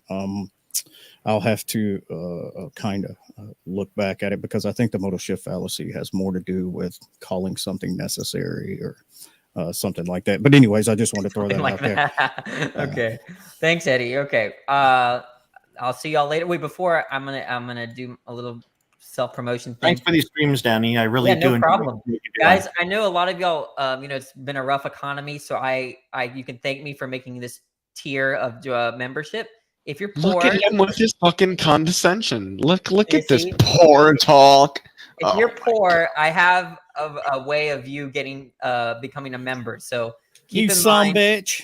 and you can get these really cute. You've been seeing them in the chat. Really cute things after your name when you chat. Plus custom emojis. So look into that. Y'all have a good night. Thanks for coming on Phil Talk. We're gonna end it here.